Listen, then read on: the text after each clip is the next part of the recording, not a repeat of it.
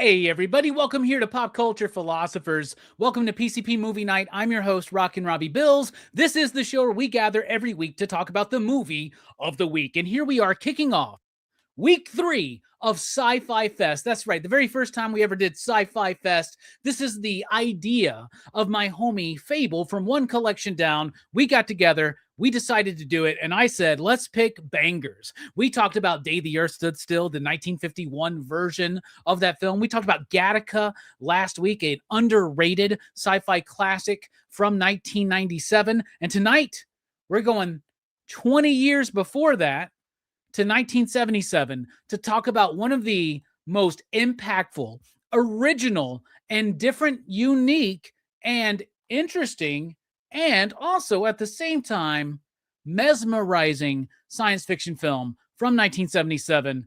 And we're talking about Close Encounters of the Third Kind. You may have thought I was talking about Star Wars. Star Wars is a science fantasy, if you want to call it that. It's got wizards and laser swords and shit. It's got a little bit of sci-fi, I guess, in there. But to me, Close Encounters of the Third Kind is the exact type of movie that I think of when I think of science fiction movies that I love. Like what I define as science fiction to me, this movie encapsulates so much of it.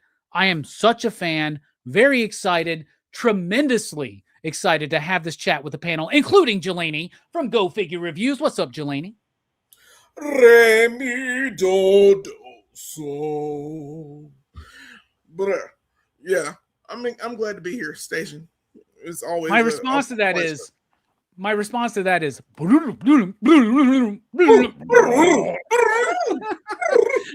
love when the synthesizer player goes, "What the hell are we saying to each other?" And they'll be like, "Wait a minute, we already got this. We already got this. Push the button. We're just gonna talk to him." We're like, we know it. I love this movie. There's so much to talk about. I know, so much to talk about it. We'll get into it. We also got joining us for a PCP Movie Night debut. I've done a couple of movie reviews with this homie already. Love the way this guy thinks about movies. We got kind of the same ideas. He's really cool. Everybody welcome Matt from Heroes for Hire Comics. Greetings, or as the aliens say in Close Encounters of the Third Kind. Welcome, brother. All right. To that I go, hell yeah, let's go. I'm proud of you. Dude, thank you so much for being here, man. Happy to have you on PCP for the first time. Thanks for having me. I appreciate it. I've been on your channel just recently, last week. We've been on Facebook channel together. So it's, of course, we have to have you here. So Matt, thank you so much for joining us. Also, he's not a first timer on PCP by any means of those terms, and nor is he a first timer on PCP Movie Night. However, this is a first time watch for this cat, which very much surprises me. Very excited to hear what he has to think about it. It's our man Easy Dicky from 9 Panel Grid. What's up, Eric? This means something. This is important. Bro, you should have had a giant plate of mashed potatoes. I was thinking about it pre-show, and I'm like, I'm not gonna haul up a bunch of mashed potatoes for the bit.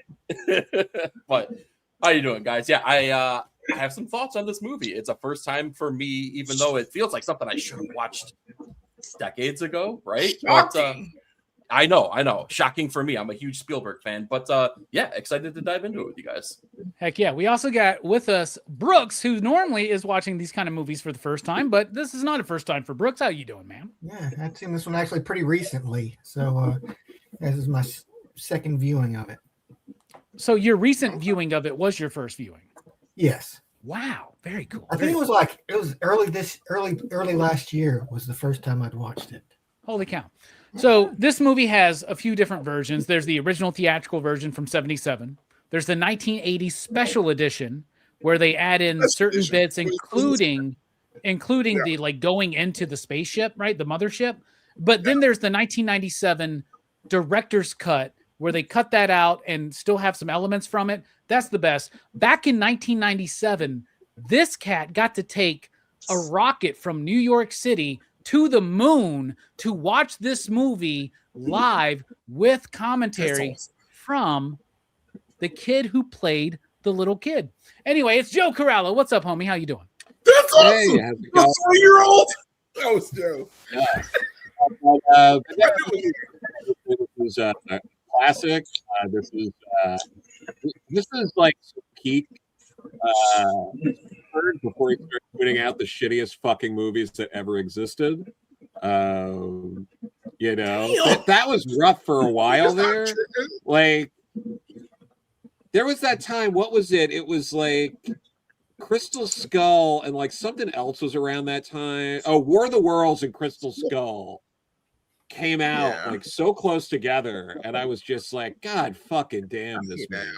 But and he's done little to redeem himself since then. But this was a time where Spielberg was putting out really top line stuff, you know. And at least he didn't crash out like Coppola. Disclosure Day.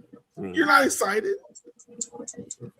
No, but yeah, like I was saying, he didn't crash out like Coppola did, though. So, all right, we're having audio bleed through from someone, so we should probably all maintain our excitement while others are talking, so that it doesn't get too convoluted. But if everybody wants to check their audio, go for it. Let's talk about this movie overall.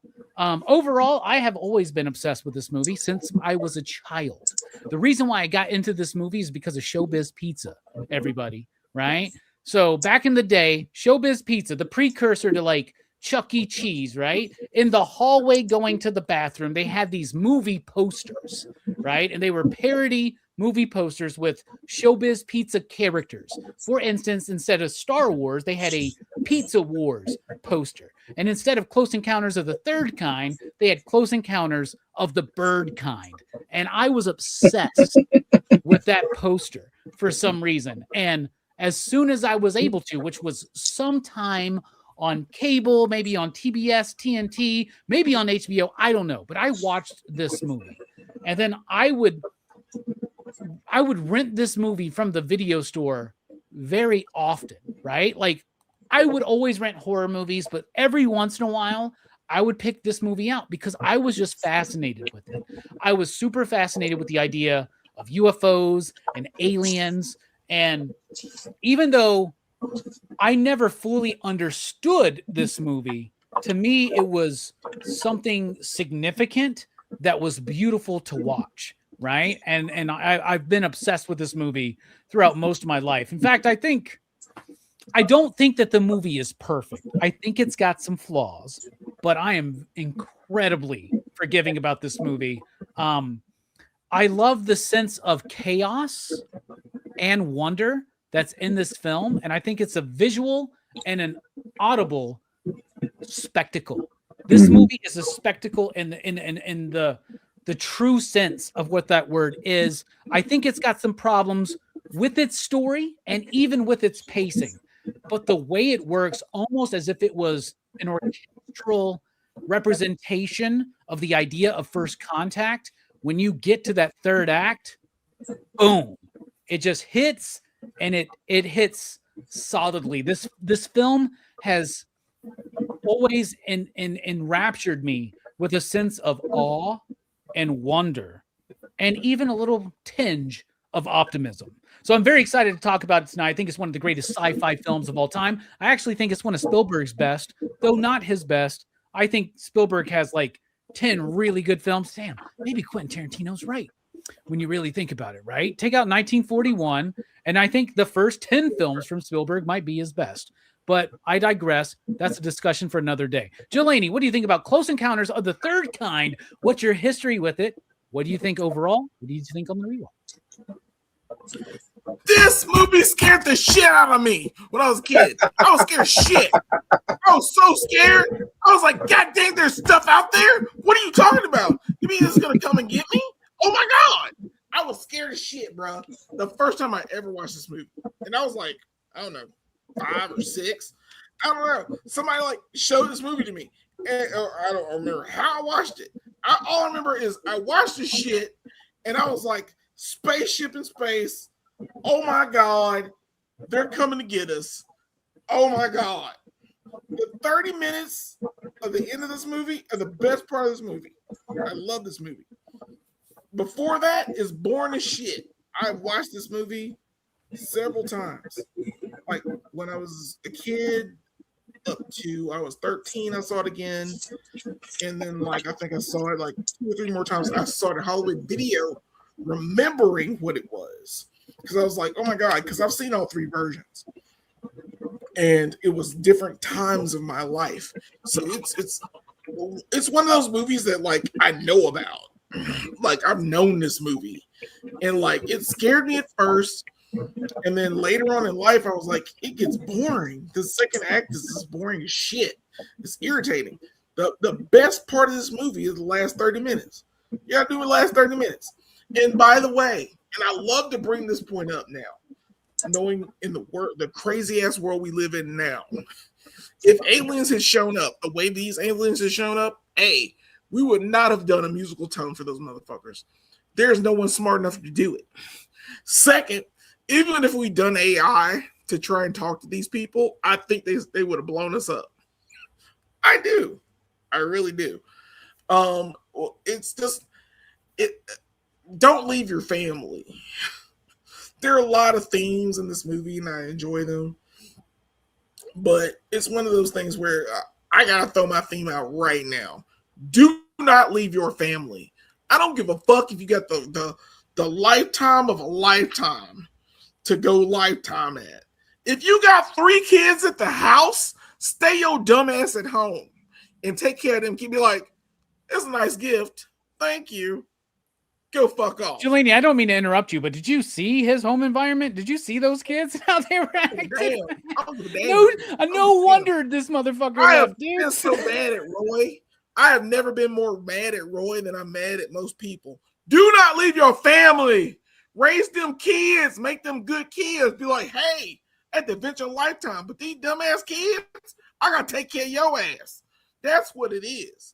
I don't know why. I've always felt this way. Like, since I've seen the first part of the movie, it just irritates me that this man is a sorry piece of shit enough to make mashed potatoes a fucking thing and then leave his family. I don't know. That's my theme. You can skip me for theme. But and the next thing, the last thing, John Williams is the GOAT. I don't know who you said. I don't even remember who you said is the composer, Robbie, for whatever fucking movie we were talking about. The composer of that movie ain't shit to John Williams. Do you hear me? John, he couldn't even so think confused, about man. Does anybody there was a movie we watched, and you were like, no, there was a movie we watched. You talking about Lord of the Rings, Howard Shore? Yeah, we were talking about Howard Shore. Thank you, Fable. Thank you, Fable. Yeah, it's Howard Shore, and you're like, it's better than John Williams. Bull fucking shit. Because of this movie, I enjoy music. As much as I was scared of shit of aliens in this movie and those little kids coming out in costumes touching Richard Dreyfuss, it still bothers me. But you know what? That music, like the fact we use musical notes to talk to alien travelers that come to our planet, which could never happen because of physics. It's awesome. I love it. John Williams is the GOAT. That man has the most memorable tunes in anyone's head, on top of your boy John Carpenter. So it is what it is. John Williams is better than Howard Shore. He really is. And I'm out. All right. Oh yeah, forgot. The beer I'm drinking is Hazy Snake. So I'm pretty drunk. Oh, that's a good one. Thank you. I love this beer. Thank God you're not drinking Snake Handler. You would be majorly twisted right now. All right. All right, Delaney, I like those thoughts. We're going to dive into those themes because that is something legitimate to talk about in this film. And Spielberg himself even kind of regrets the ending of this film because he made it before he was a family man. Matt, what about you? What do you think about this film overall? What's your history with it? Well, I grew up with this movie. I was born in the 70s, raised in the 80s, so I grew up on Spielberg and Lucas and all these guys. And I got some, I know we're not talking about the theme right now, but I have some interesting notes on that later. I actually took some notes, but this movie kind of started my obsession as a young person with UFOs, and I think it did the same thing for a lot of people when it came out, because not many people, it was kind of like a niche thing. It caught a lot more interest because we had, like, you know, the cool thing is, people might not know this, but we had Dr. J. Allen Hynek is in the movie, and he was part of Project Blue Book, which would go around trying to debunk UFO sightings, but then became a believer himself.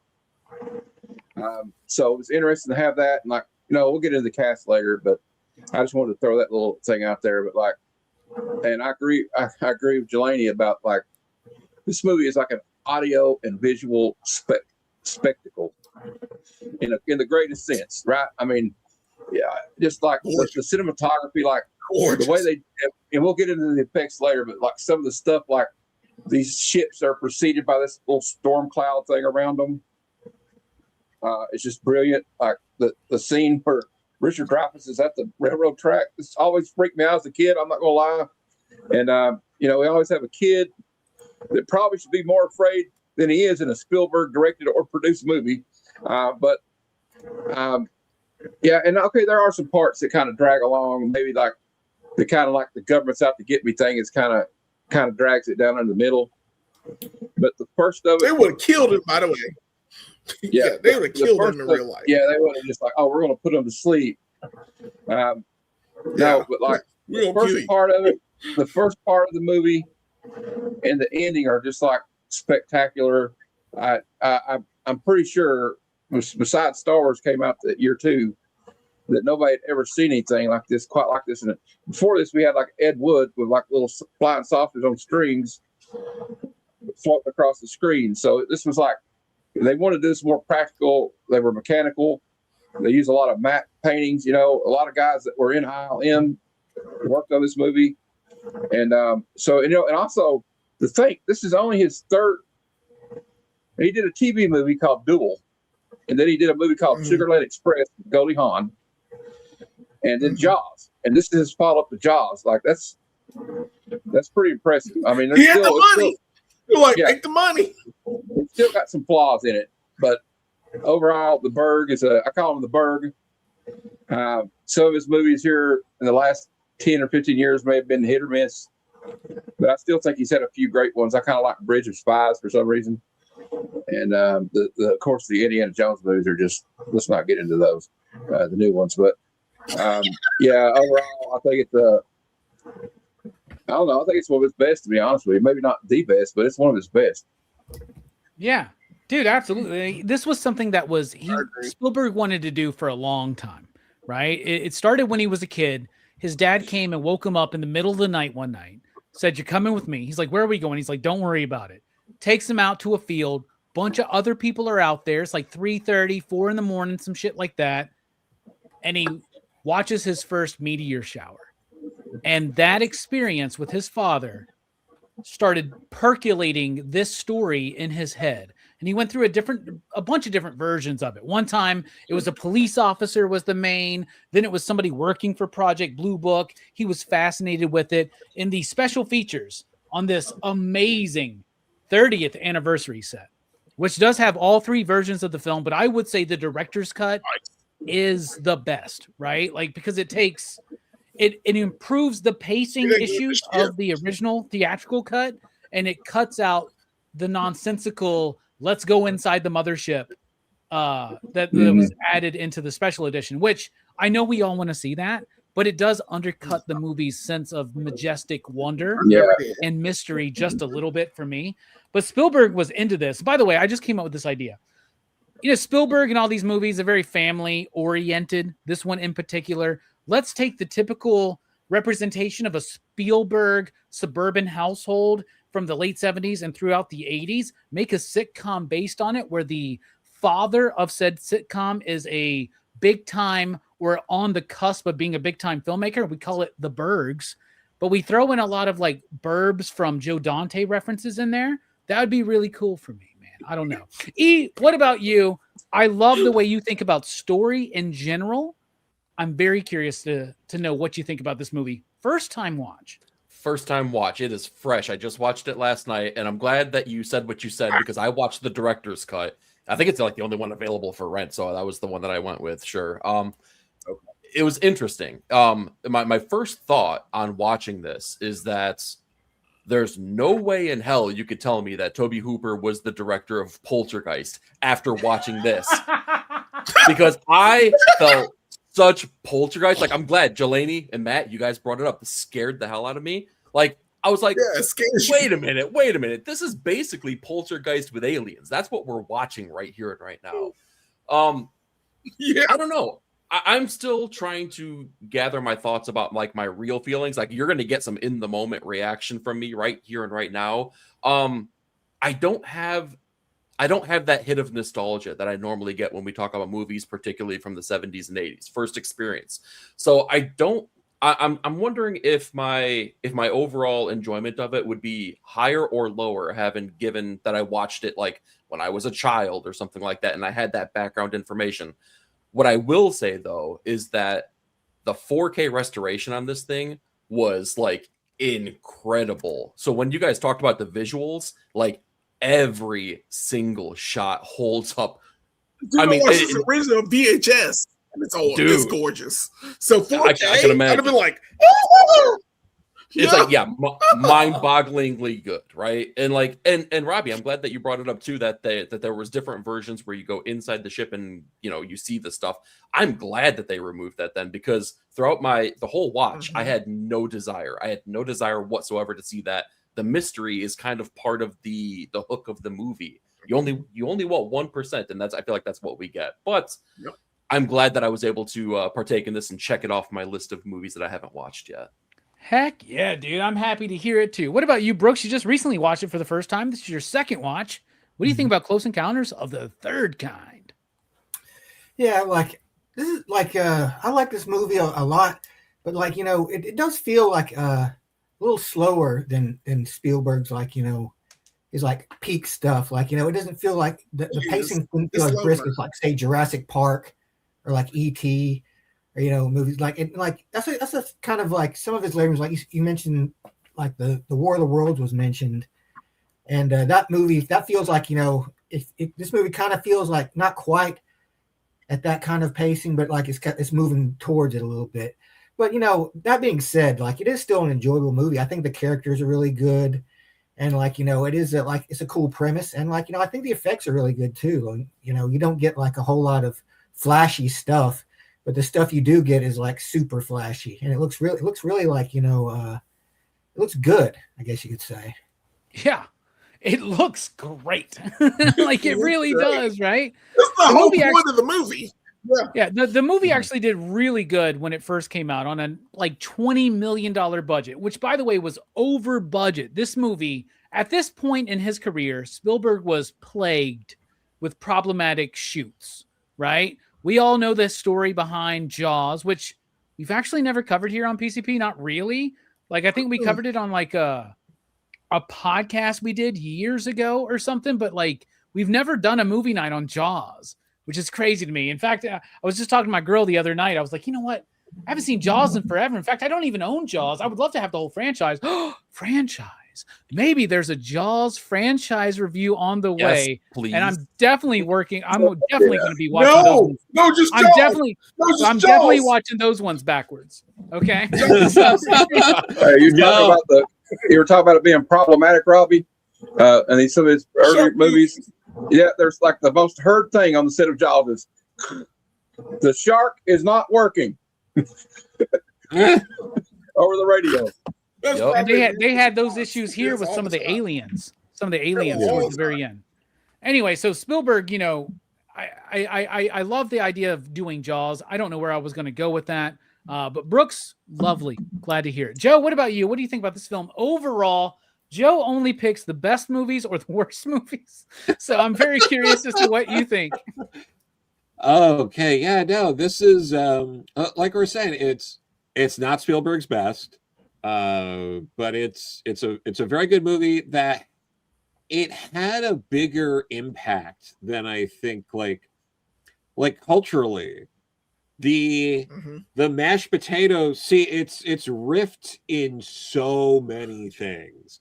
You see it in the movie UHF, you see it in The Simpsons, you see like it's just constantly referenced. And a lot when of you the sent me that gift today of Weird Al and UHF, I completely forgot about that bit, and I just I just cracked up, man. It's awesome. It's also a bit in what was it? Rocko's Modern Life. There's the episode where Filbert is drawn to that island, and he does the whole bit where it's the same bit. It's riffed in a lot of things, and you don't get E.T. without Close Encounters of the Third Kind, and E.T. Yeah. I mean, I watched that a ton as a kid. I might be I'd have to rewatch E.T., but E.T. definitely had a bigger impact on me overall than Close Encounters. But yeah, it's interesting hearing other people discussing it where they're at, because for me, some of the best stuff that's aged the absolute best personally is Richard Dreyfuss interacting with his family. Like watching the family deteriorate, because that's really the core of the movie. You could slap on anything else. They could have found the lost city of Atlantis. They could have found, a city on the moon. None of that. But what mattered, what drove the story, was his fixation on whatever was happening.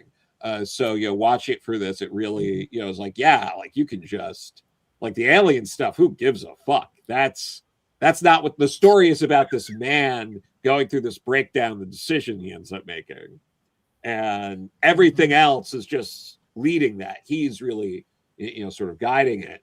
And I think the movie is very interesting when you watch it with that perspective, because it does, it emphasizes different things, and I think it's harder to empathize with Richard Dreyfuss's character when you look at it as a UFO movie. You have to look at it as a character study to understand a lot of that stuff, I think. But there's so much to talk about, so I yield. Let's go. Yeah, so much to talk about. I love what you're saying, because there's so much to dive into that idea right there. That he left his family, the breaking down of the family because of his obsession, things like that. In fact, this was something added in the special edition, kept in the director's cut. But the scene where Ronnie wakes up in the middle of the night and discovers her husband, Roy, crying in the bathtub. And then all the kids come out, and the one kid's like, "You're crying." That wasn't in the original cut. That is the moment. It's one of the last moments he has with his family before they leave. And that, that really sells that. So I can't even imagine. I mean, I watched the special edition when it first came out, because the special edition was done in 80 or whatever. But I don't remember. I do remember them going into the ship before having studied the film and watched all three versions. But I love the film, and there's so much to discuss. Let's get into it. Cast and performances. Cast is the performances. Jelani, what's a performance you want to highlight? I'm taking the kid. I'm surprised. He's just. I like kids in movies, and apparently this kid was like a one taker.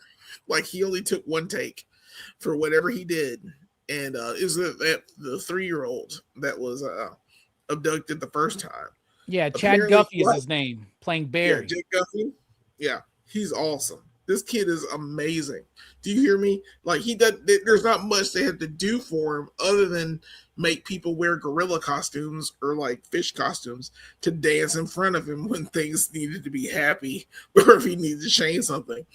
And apparently, I was watching a video, and his mom was the one that pulled him out of the doggy door. And there's a picture of him in a card, a trading card, where it shows his mom's arm pulling him in. I think that shit is so cool. I don't know why. It's just I'm impressed that they got a kid to work on a schedule, and that kid was awesome all the way through. Yeah, I'm so impressed by it. This movie, I was gonna do the combo of his mom and her, because it's the mom from Christmas Story, but I'm cutting her off for someone else if they want her because she's cool in herself. But she didn't really honestly freak out that her kid was taken by aliens. She did a little bit and she ran away. But like she still was compelled to go to Wyoming. She knew she had to go up there and get her kid. And then got her kid. And like that scene in that movie has always gripped me in all three versions. Like when I've seen all of them, it's something about that moment in that movie. Like she got her kid back, but like she had to go through some like real shit. Like if she'd done that now, she'd be dead. Like we wouldn't know she was dead. that's how messed up it is. It's so weird, and it's such a precarious situation as a mother to deal with not only the loss of her child, the fact you cannot explain it to someone because your child was abducted by aliens. It's so weird. And like, what do? You're like, oh, am I a prime suspect? Like in this world, she'd be a prime suspect in jail already. Talking about aliens took her kids. You're like, it's already over. But like, I love this movie. There's so many different points in this movie that strike me, which we're going to talk about. But I love the kid. The kid is great. And I also love his mother. I love their interplay between the two of them. Yeah. I love that part. But the kid is better because the kid works with the director. It's better than, it's hard to work kids and animals. And the fact that this kid is good and impressive, and he's not short round. Thank you, Steven Spielberg, for not giving me I love that you mentioned the kid Jelani, because typically Jelani does not like kids in movies. In fact, Jelani does not like kids in movies. Kids. It's really funny. If you rewind this just a little bit, Jelani says, I love kids in movies. Y'all heard it, right? So like, that's a lie. But I love kids in movies sometimes. This kid is 3 years old at the time. He can't obviously take direction from Steven Spielberg, right? So Steven Spielberg concocts these ways to get him to act, right? Like Jelani said, he puts people in clown costumes, in gorilla costumes, things like that. At one point, he teases the kid with like gifts that he's slowly wrapping up that are toys, and the kid goes, toys! And then at one point, he has ice cream, and the kid goes, ice cream! That's why those lines are in the movie, but it absolutely works, man. And the kid it's one of the best. The kid's awesome. It is the best performance we've ever gotten from a 3-year-old in a film. Ever. I would dare anybody else to argue. More impressed. Hell yeah. So great pick, Jelani. What about you, Matt? What's a performance you want to highlight? Well, before I pick one, I want to piggyback what you said about the kid. I watched the making of documentary this morning, and they made a shirt for him, and they called him One Take Charlie. Or whatever his name was, Chad. Charlie. Yeah, it was. Yeah, and because he was like Carrie. the first take, they said was usually Carrie. That's what I meant. So the first take was usually the one they had to use because he would get like kids get distracted. I want to highlight though a guy that was he was kind of a celebrity to the filmmakers and actors in this film. It's Francois Truffaut, who is a French New Wave director who directed movies like The 400 Blows, which is a very famous indie art house film in the filmmakers, like Lucas and all of them love this guy, Scorsese. So he was like the director's favorite director, and one of the and he plays Claude Lancôme, who is based on a scientist who's from France who studied UFOs. Jacques Vallée, I think is his name. And I kind of like when I watched it last night. I watched it and. I kind of was seeing the movie through his eyes because, like, I'm so glad they had him in the movie because instead of just having this old mean-ass general who wants to, like, keep everything, this guy's just got this sense of wonder, too. Like, this is something he's been wanting to do his whole life.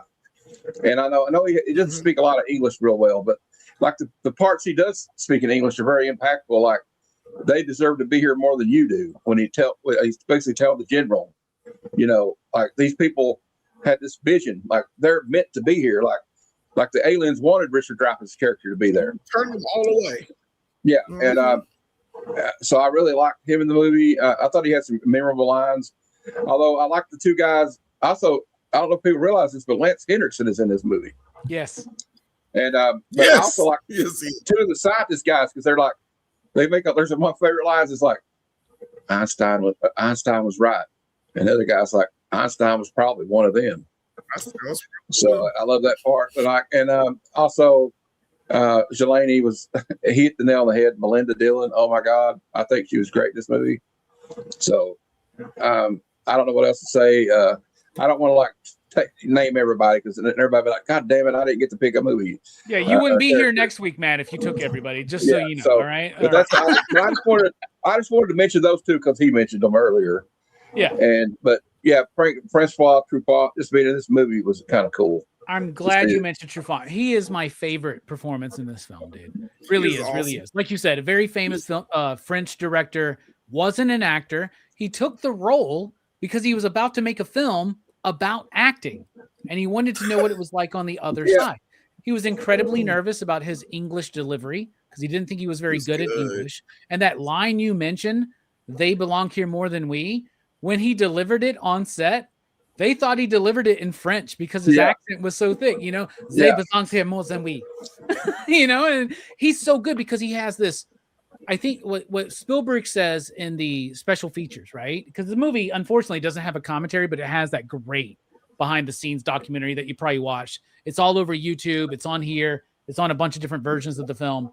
But he mentions that he always felt a sense of childlike wonder from his films and from him in particular.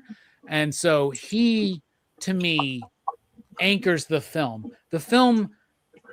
most of the main character, I guess, is Roy, but like all of the preeminent characters, they almost all wind up developing this sense of childlike wonder that is so inherently natural in this dude's face and delivery. Even though I don't speak French, I was immersed into his performance. What about you, E? What's a performance you want to highlight? Man, I got to say, I had a list of people I was going to go, and pick and choose, and I kind of have them ranked, and I'm sure enough, I'm like, no one's going to pick the kid. They're totally going to, nope, scratch that off the list. And they're like, well, no one's going to pick, Francois. No, I got to scratch that off. I do have to say, though, the sense of gentle wonder that Francois brings to that part, I think is pivotal to the entirety of the movie. So my favorite line from him is, "I envy you." Yeah, exactly. Yes. Yep. Since those people have already been chosen, though, I will go with Terry Garr, who I was really surprised to see in this movie because, like, I'm sitting there, I had to pause it real quick. I'm like, "Oh crap, is that the girl from Young Frankenstein?" You're like, "We're about to roll in the hay, man. Let's go." I was immediately more invested into this movie. I love Terry Garr. She's really good in this, and given the amount of crap that her character has to put up with in this movie, and the I left him too. The amount of restraint she shows, even given that she does leave eventually, was stunning. It was stunning the amount of stuff that she needs to go through. But her portrayal, both in trying to come from a place of understanding for her husband and the ordeal that's happening, all the while having a family like that she needs to basically be there and be the foundation for that thing. Dude, she brings she wore sunglasses to a press conference. It's still wild to me. I'm sorry. But yes.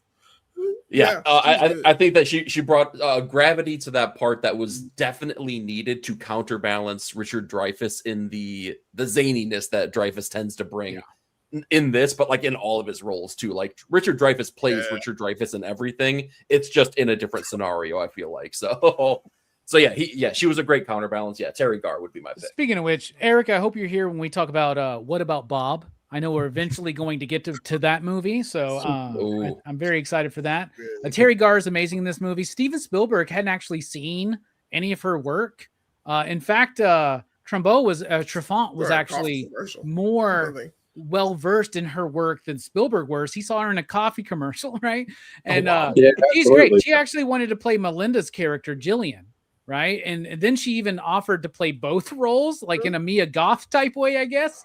That would have been ahead of its time. but she didn't. She's great in the film because, like you said, she balances Roy's character and his Roy. Like they want us to vibe with Roy and his sense of like this purpose, this like what does this mean, right? But like she also is. She's really good because she's playing it very realistically, but she's also playing it so like you could look at it from the perspective of, yeah, dude, you should probably get out of this environment. She's not very supportive, but also from her perspective, bro, what are you doing? Yeah, dude's throwing plants through the window. Yeah, like, no shit. Exactly. You fucking up, bro. Don't leave your Brooks? family. So, What about you, Brooks? What's a performance you want to highlight? Well, I like the I guess she would be the female lead kind of this movie, the mother of the kid.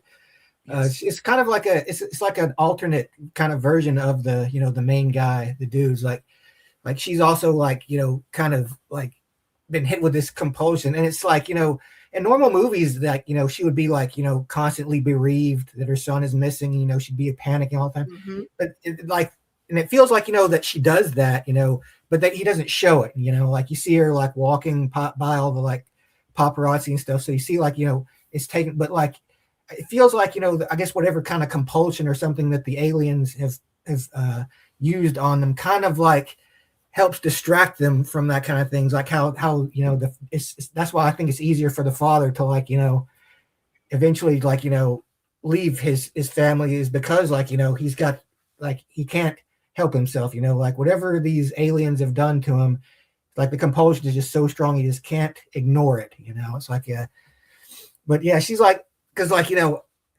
like the whole movie I'm watching her like as they're walking towards the place, I'm like, man, like she's like completely not what you would expect from like a motherly character in this particular situation with a missing child to act like. She's very like she's focused on like getting there. She's not like overwhelmed, and like when she does get her son back, she is very happy. Like it's kind of like the spell is broken at that point in a way.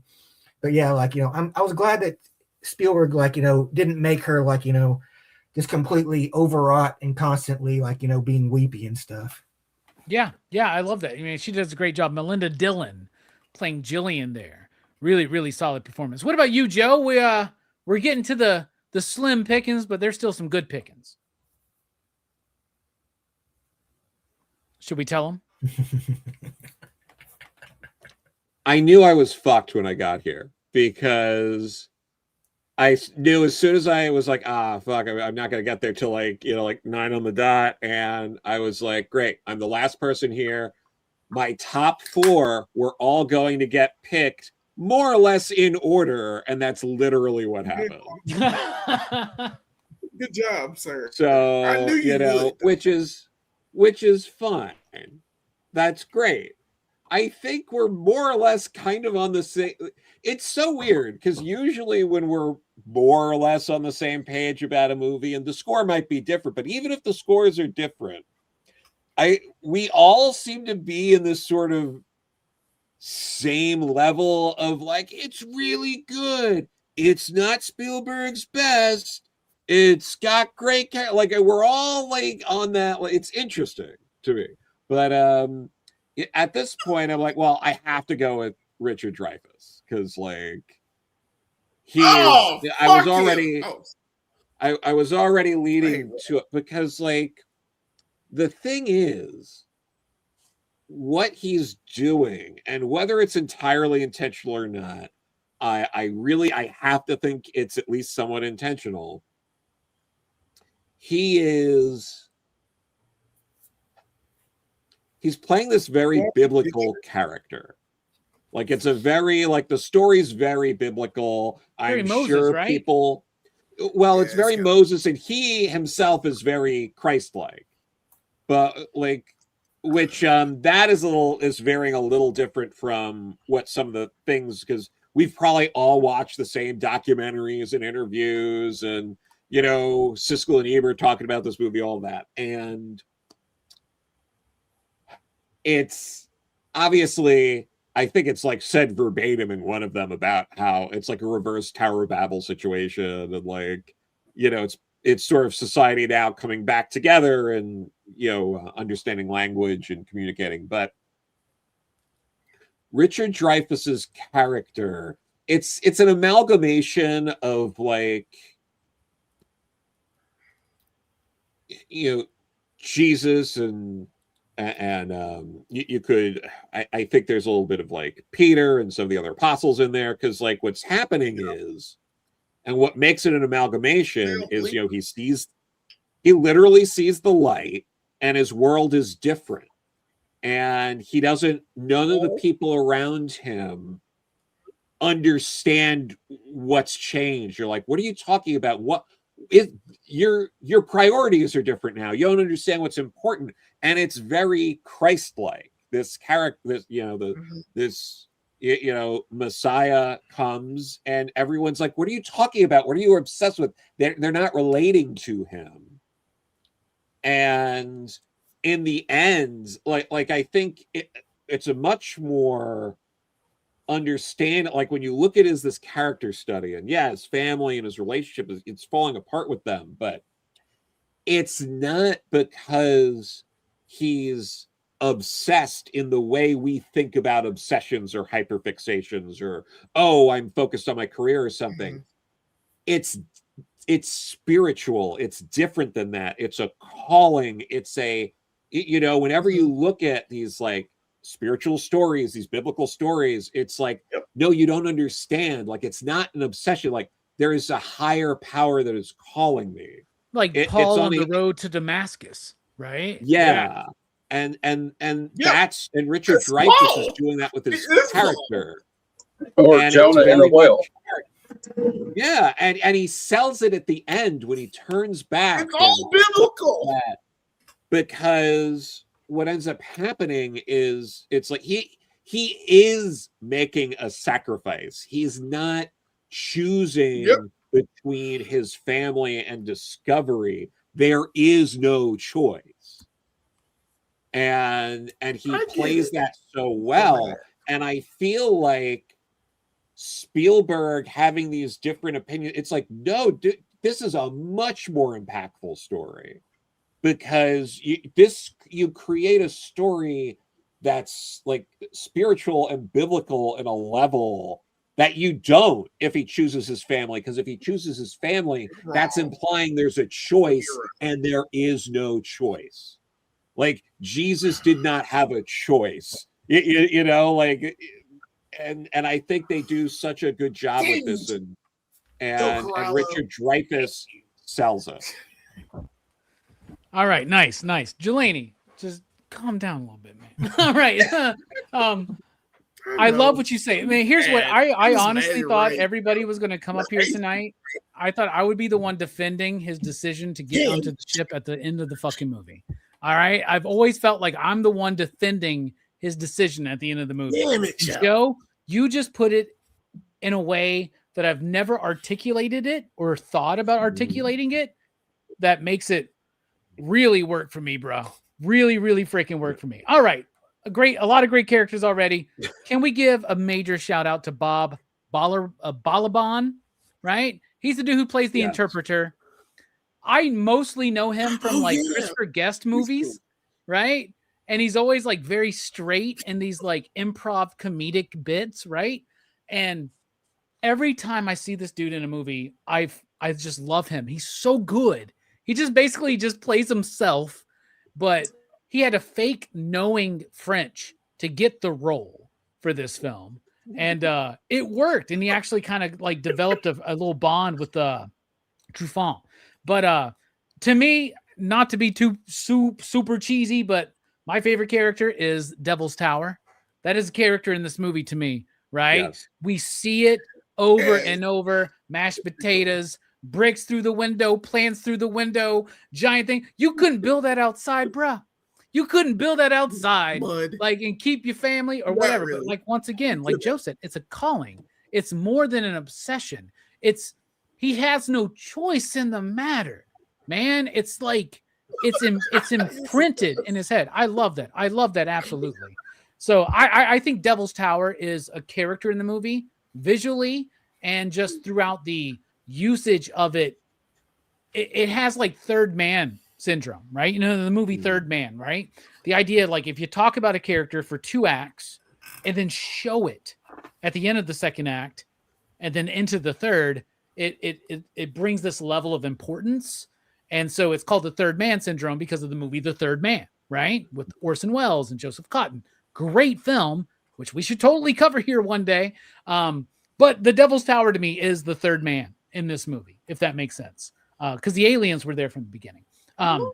So some great performances and characters in the movie. Style and structure. I think it's got a great sense of style, including scale. The scale is amazing, whether it's a major scale or a minor scale. And I'm not just talking about the music right now. We'll get to that. I'm talking about the idea that giant wide lenses, right, showing massive amounts of the scenery, right, including amazing photographic bits that they're doing where they're optically laying in different footage, like, but not doing it in a way to like lose like resolution. It's not, the technical stuff is not my wheelhouse, but the way that we got those amazing scenes where you can see the sky so clearly, right? And you can see things moving in the sky. That stuff it's not an optical effect. They actually shot that all together, but then put the elements in together in a very amazing way. Anyway, the sense of scale on the major scale looks great. The minor scale, the close-ups on everybody's face when there's something amazing and wonderful happening in front of them, right? I think it's visually magnificent, including the lighting. They had a dude in the practical effects do all this cool neon lighting that just makes it just like glow, right? So those practical effects, the models and the lighting there, it's awe-inspiring. It's great. It's also filmed with a bit of a documentarian type style, which I really like. Like, we're hearing in the sound design the chaos of the household. We're hearing the chaos when they're in India, right? Where all these people are chanting these 5 notes, right? And in the midst of it, all the scientists running through and everybody trying to figure it out. Or when Brooks mentioned Jillian, after she has basically told everybody, aliens kidnapped my son. He disappeared in a cloud, right? Oh man, that's another biblical thing, right? The pillar of fire and the pillar of smoke. Bruh, dude. Anyway, this is very biblical, man. They even mentioned the 10 Commandments. That's the movie the kids want to watch in this movie, is the 10 Commandments. Bruh. See, I discover things about this movie awesome every time I rewatch it. For instance, this is the first time I ever realized Carl Weathers is in this movie. Never realized that before. Apollo Creed is in this movie. Pretty freaking cool. So I love the style of it, right? I love the structure too. I do think I think that it takes a minute to really warm up in the first act, but once it gets going, it's pretty good, and it's like good at like setting up that mystery and bringing you in. I do think it slows up in the second act. I think it's only because there's like the story of the scientists and there's the story of Roy, and they take a while to come together. So the second act, which is already a bloated act, like just in general, right, kind of feels longer because it takes longer to get those parts of the story together. But when they come together, and then we have the third act, that is true cinematic magic. I think it is a cinematic masterpiece. I would dare you to find me. I know you could find me a third act as good as this movie, but you could not argue that this third act is not one of the greatest third acts of an American film. Like, seriously, like, it's so beautiful. In fact, the story actually started from the third act, and he kind of reverse engineered the script. And I think we can tell a little bit. I think the biggest problem with the movie is in the structure, but I am, like I said, very forgiving of that. What do you think about style and structure, Jelani? It's such a boring movie. This movie's so boring. It's so boring. It drags ass, but only in the second act, because you got to get the first act to like set up what's happening in the third act. But then the second act is there, and it just kills all the momentum.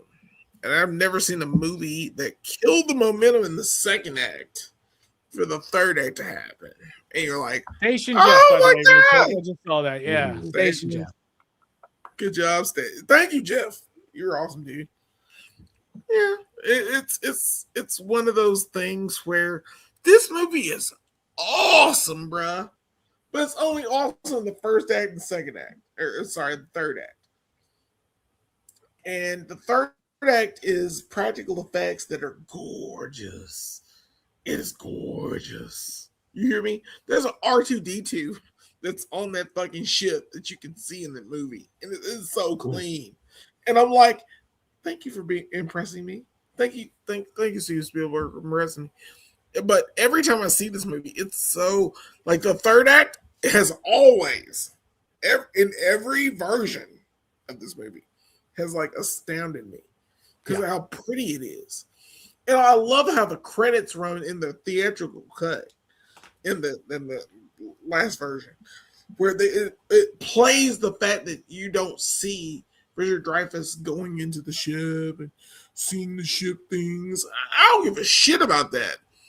I don't know why the whimsy in me is like impressed with him getting in the ship and then that ship going away.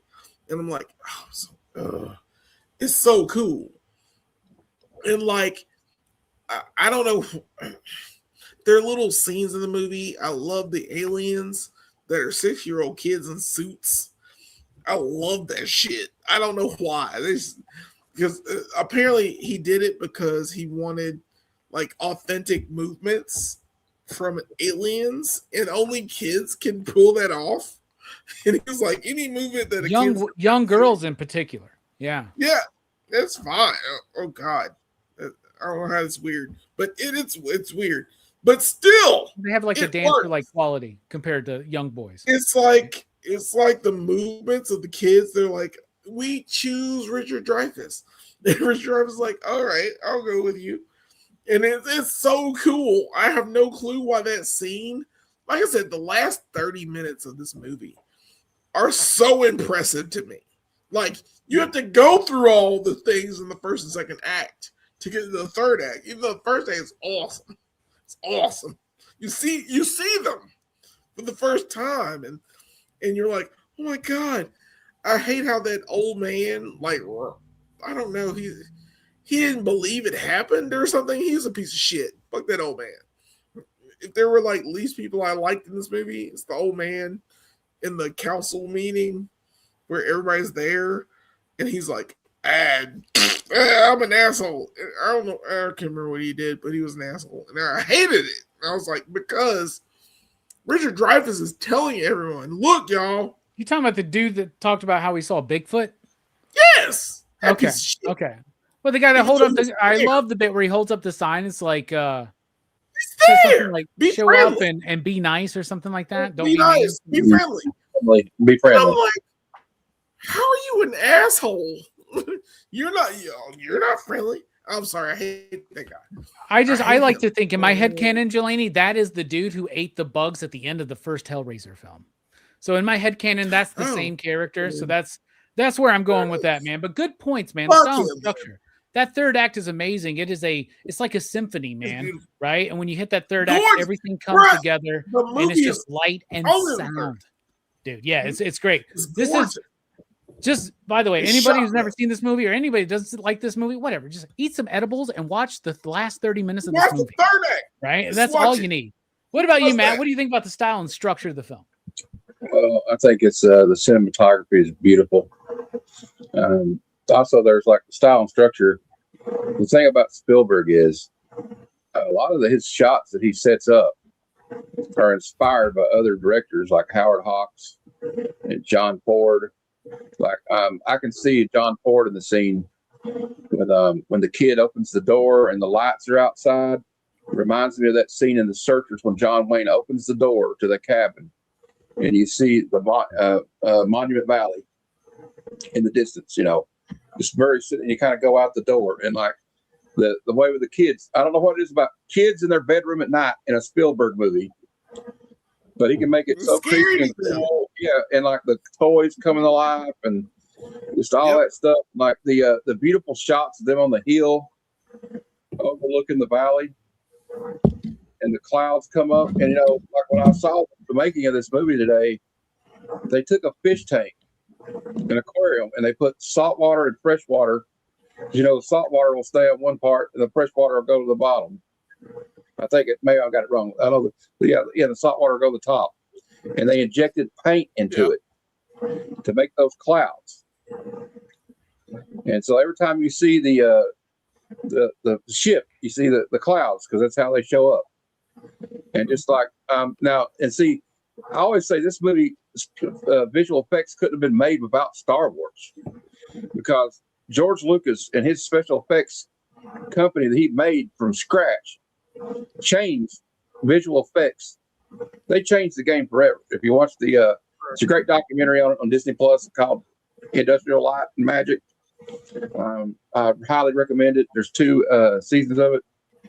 And this was, Matt, one of the first movies to use a very particular type of motion capture. Right? Exactly. Yeah.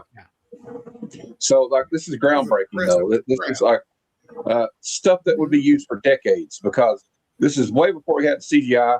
And you know what? I would put some of the effects in this movie up against any of the CGI I've seen today. Oh, absolutely. I don't care what it is. Yep. I say this all the time, right, man? It doesn't matter how bad it looks. It doesn't matter how bad it looks practically. We know what's in camera, and it makes a big difference, right? Yes. And like you can't really tell. And like Delaney's talking about the ending, like I don't want to see the inside of the ship. It's the same way as Jaws.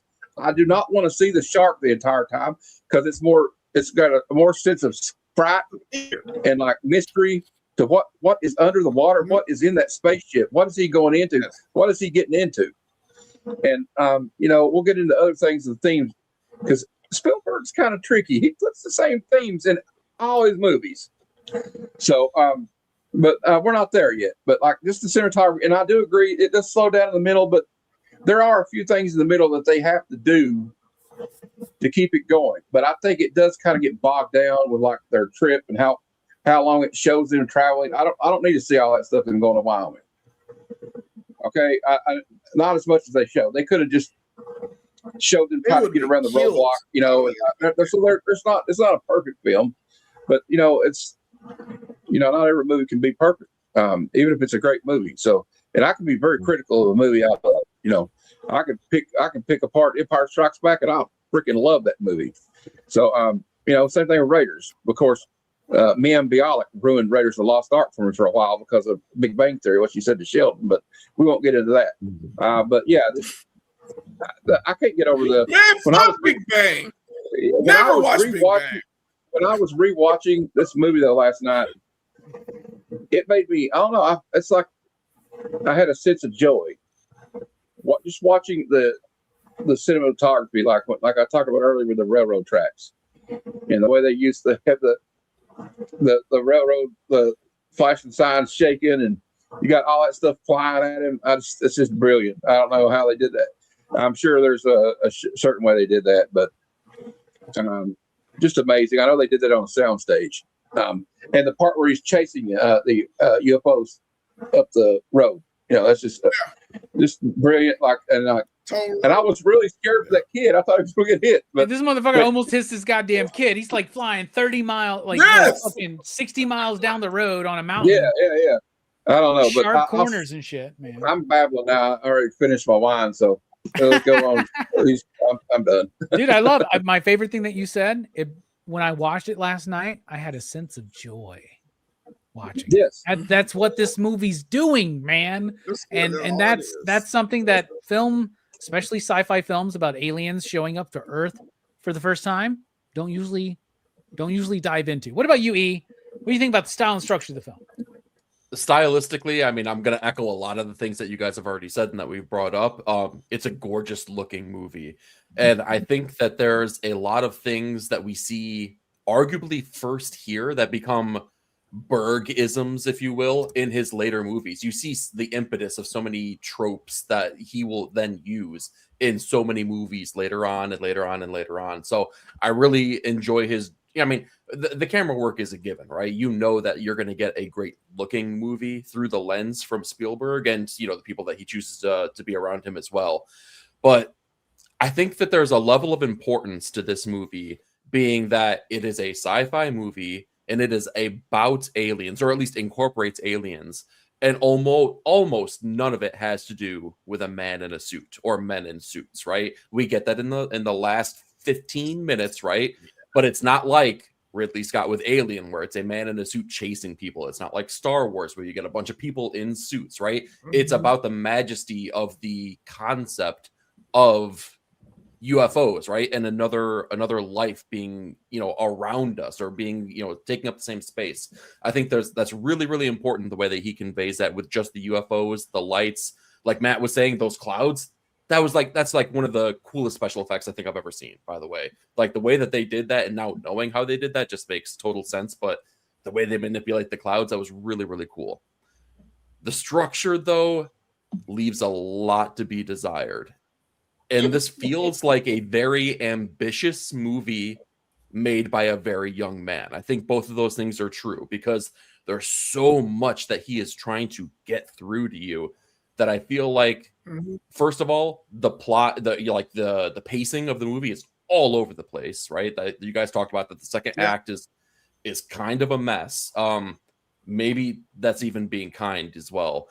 But you feel like, okay, so here's the thought. We're all comic book fans here, right? And the thought that comes to mind with this is kind of like Bendis's end of his tenure at Marvel, where you're like, man, I wish this guy had a really good editor to like just fine tune all of this stuff and bring it, reel it in just a little bit, because it's great, but it just needs a little bit of fine tuning. And I say all that to also, on top of that, though, say, I appreciate that it doesn't beat you over the head with any of this stuff either, because we see what that could be like in later Spielberg films, where the themes and what he's trying to convey through the camera are just like so obvious. Like, did you get it? Did you get it? Did you get it? So I like that it is ambiguous, and there's a lot to be explored there too. So like, I feel like I'm somewhere in the middle. It's not perfect. It definitely needs work for the structure, but I have to appreciate that. Again, it's not being so heavy-handed with anything, that there's a lot to explore. We could have a whole conversation about Steven Spielberg, right? Because he is he is inarguably, or arguably, one of the greatest. I mean, he is inarguably one of the greatest American filmmakers of all time, right? He's one of the greatest figures in American film, period, right? He's made he's the only director who's made the top grossing film of all time 3 times. Do you know what I'm saying? Like, he's done that 3 times. Think about that. Like, that's nuts, right? I guess maybe James Cameron's done it at this point. I don't fucking twice, know, right?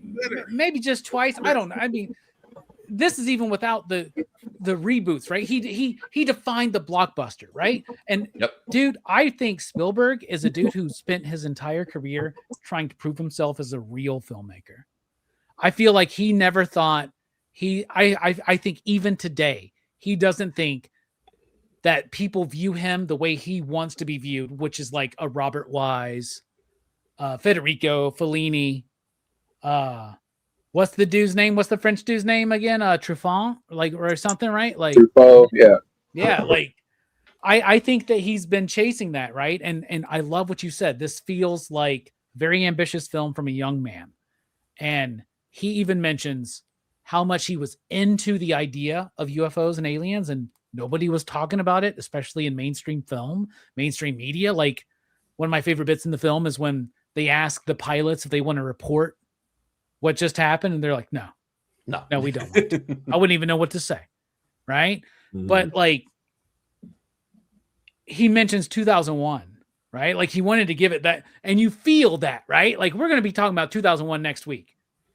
And that is a movie that gets it. But Kubrick at that point was already kind of seasoned a little bit, I would say, right? I don't know. Spielberg, like, I love what you say, because it's the most, I think it's one of the most ambitious films he's ever did. And it is the most ambitious film he ever did that was outside of his capability at that time. And how close he got to it blows me the fuck away. Brooks, what about you? Style and structure. Yeah, like, this is like, it's definitely got that Spielberg touch to it. Like, a thing about Steven Spielberg is, like, I remember, like, I of course was a kid in the 80s, and I remember the thing I remember most about Spielberg growing up is that they used to put him on in like Tiny Toon Adventures and Animaniacs. Yeah. Every once in a while, they'd pop up with animated Steven Spielberg.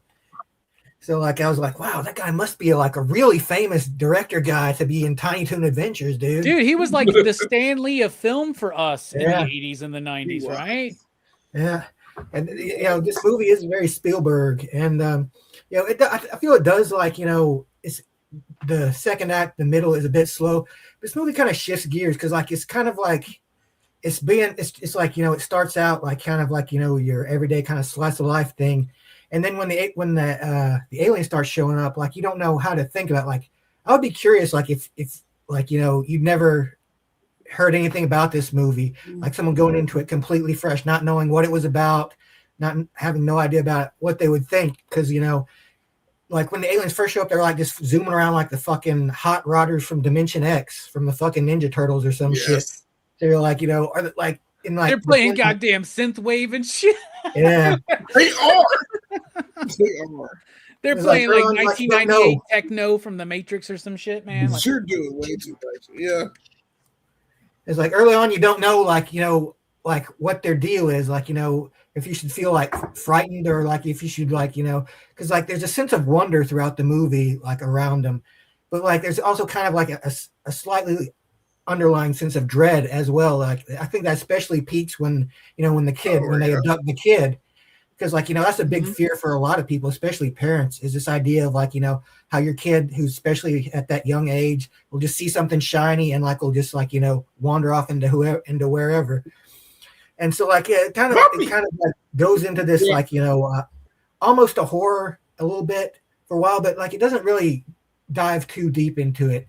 Because like there's always a sense like, like we don't know what these aliens are about, but like, at least people are trying, and I think it's like the Day the Earth Stood Still is kind of like a more pessimistic idea of like, what aliens might do, like what an alien landing on Earth would do. This one feels like more optimistic because like, instead of like shooting, like in the Day the Earth Stood Still, like the first thing we did was shoot a fucking gift out of the dude's hand and like destroy this like beautiful present he was going to give us.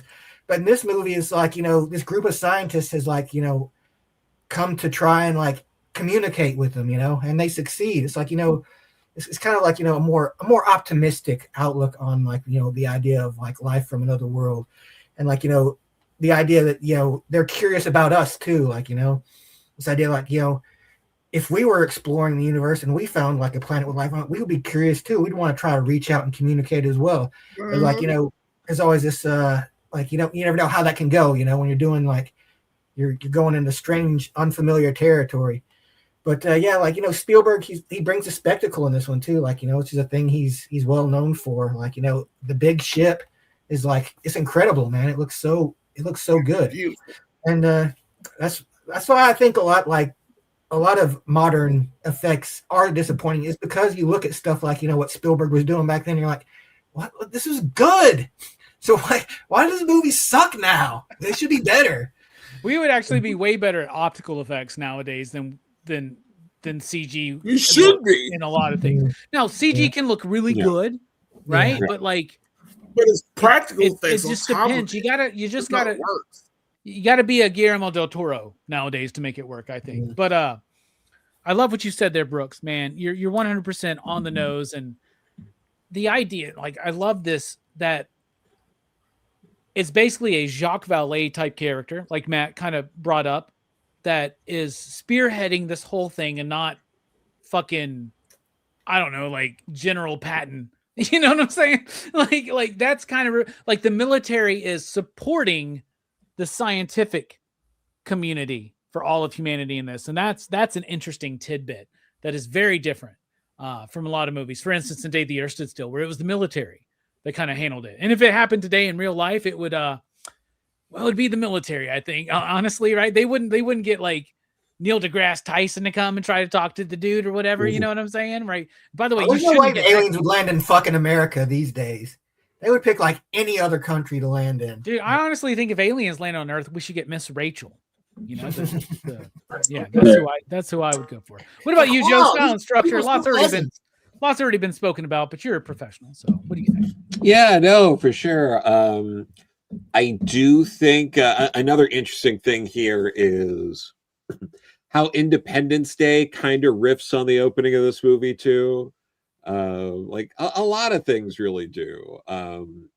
They take a lot of elements from the beginning of this movie, from the end. Spielberg himself does, different times, but like nobody rips Spielberg off more than Spielberg. Yeah, no, absolutely. But like, it all works pretty well. And again, like that, there are pacing issues. You kind of get lost a little bit in what they're trying to do. And I think a lot of that comes from Spielberg having too long to sit on this project because he had been working on it from before Jaws. It came out after Star Wars, even though he was working on it beforehand. But like, he had said in interviews that like he didn't like the military. So all that, like the guys in suits, that was later after Watergate, and he decided, oh, I have to add these like elements to the story. So there's a chance that if something like Watergate hadn't have happened, this would be a better paced movie. So I mean that's an interesting element to it. Joe, I have a question for you. I'm very curious. Between the different like versions of the film, like in the special edition, he got to add in the bit where they found the ship that had gone missing, and I think they added in reshoots on the theatrical cut. They added in reshoots where they found Flight 19, which to me is like the perfect way to start the movie. Because if you are immersed in UFO mystery culture, you know the story of Flight 19, right? Yeah, 100%. Do you like I think adding in those bits and some of those elements in the like, what version do you like the best? I guess, like, do you think it's paced better when we have more of those bits, like him crying in the shower and finding Flight 19 and finding the ship? Yeah, well, I mean, all the stuff that's in there, like, yeah, I mean, for this, I watched, the 1997 version or the director's, cut version, and yeah, it's important stuff to have in there. I think the crying in the, the tub bits, like, again, like when I was talking about Richard Dreyfuss, you kind of need that scene. Like there's a lot of stuff in there, but like, and I do think it's interesting that he's also talked about how editing the last like 25 minutes of the movie was the hardest thing he's ever had to do. And like that he's never had a more difficult time editing than that bit, which kind of makes you go, oh man, you should have felt that way about the second act. Damn. But because yeah, like I thought you were gonna say Hook for a second, man. Yeah, Hook. Here's the thing, Hook could have been better. Yeah, Hook was good. I can agree with that. I can agree with that. But with this, one thing I do really like, and again, this is all the style of it, is it's just so great watching an alien movie like this that's not an invasion movie, that's very innocent feeling, very like, you're not, I mean, some people maybe took different things from it, but like, I was reassured that, Carrie, like the little boy, was going to be fine because of how entranced he was by what was happening, and that the mom was overreacting. Like the score and the kids acting sell that for you. So like the worst you feel, like I'm never scared. I'm never concerned about the characters, if they're going to be okay, if someone's going to get killed. Like the score does a good job of assisting with that, and you just trust the mood. Like I don't know, you're trusting what's happening because of the different characters and like like Richard Dreyfuss and stuff selling it, where you're like, I understand, like it's gonna, like this is, and again, this goes right back to all the biblical stuff and the spiritual stuff of like, I don't understand what's happening, but I know I'm going to be okay. And that is so hard to do. And I think he captures that for the most part in the movie. I love what you said, like that sense of, I don't know how, but I know I'm going to be okay. Sounds like you're like third good trip. You know what I'm saying? if you dive into psychedelics, yeah, kind of the vibe you get. Also, Joe's very clever, everybody. Notice how he was talking about the style and structure while also touching on his thoughts about the music, because he knows he's going to also be the last person to talk about the music, which we're about to talk to now. John Williams did the score, and here's what I said. I think if I remember correctly, I said John or Howard Shore's work on Lord of the Rings to me is more iconic than what we would consider iconic from John Williams, meaning Star Wars, Indiana Jones, Superman, right? That's what I'm saying. I'm not meaning it's actually more iconic. More people know the Star Wars theme than Lord of the Rings, but Lord of the Rings is at least on that same level. So I was being hyperbolic. That's something I do a lot on this channel, believe it or not. But John Williams is a masterful composer.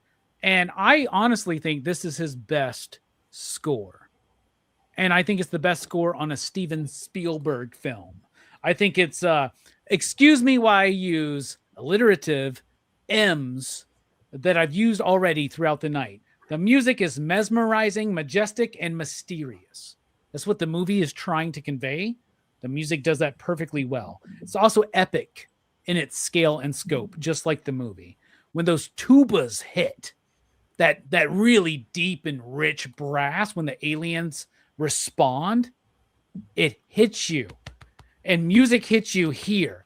We got the visual experience, but the audio experience in this movie is just as important, including the sound design throughout the entire movie. It conveys that sense of wonder and hope, yet a slight tinge of danger. What about you, Jelani? Briefly, what do you think about the music? I agree, man. It's beautiful. This is John Williams' like masterpiece.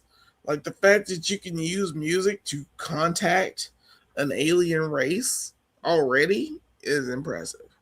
Like that's the only way we could talk to them, like math and music.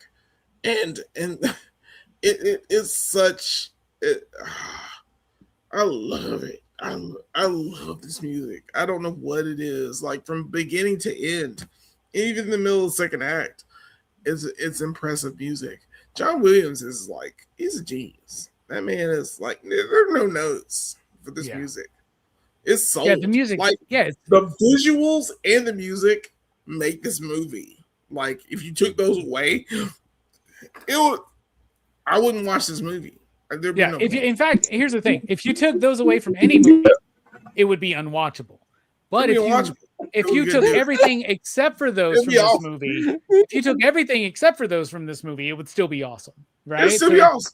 Like we could do a radio broadcast. Yeah, and the idea of math.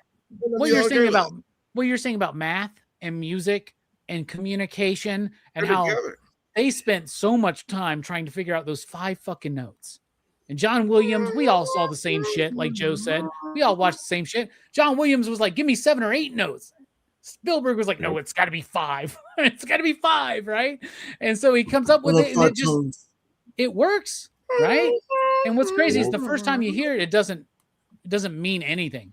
But you hear it in this movie, and it becomes so significant. The movie scene with the Indians, and they're running, and apparently the cameraman got hurt because of the mob that made this music. I'm like, it's so impressive. And I'm like, I love that bit, dude, where they're in India, everybody's chanting those tones.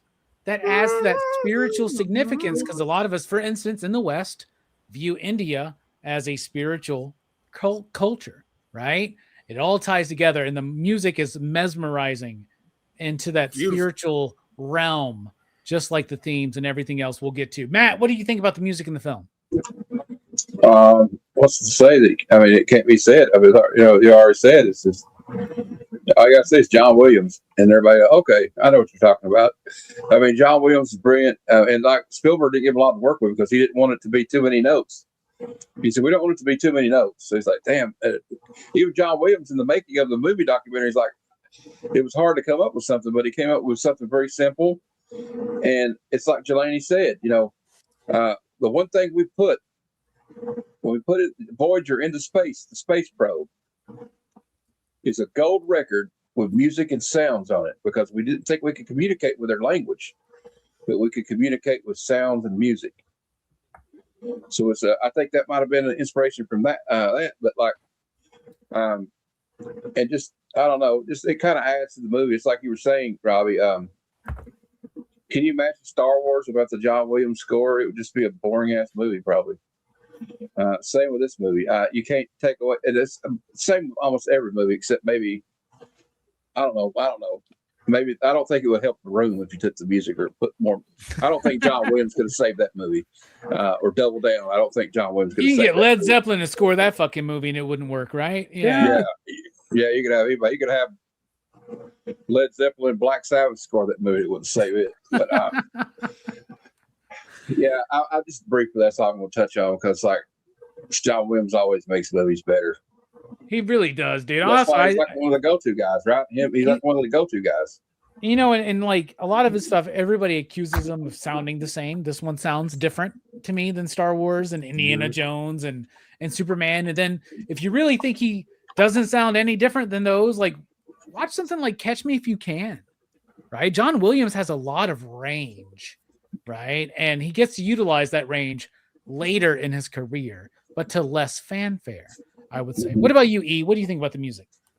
I mean, first of all, to speak to John Williams' approach in this as opposed to most everything, at least that comes to my mind, incredibly different. This is maybe the most understated John Williams that I would have ever heard. But Robbie, to ping off of something that you were saying too, it would be unwatchable without it because it's such a pivotal part in the movie itself. It is one of the driving forces behind it. It's kind of like, have you ever watched a video of a sitcom without the laugh track on there and you just sit there and cringe because you're like, oh, this is painful.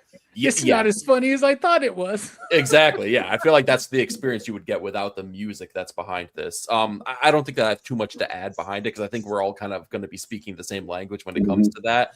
I do think that it plays thematically into the movie in a big bad way, but I'll save that for the themes. Nice. The sound design is really great too. In particular, the sound design of the household.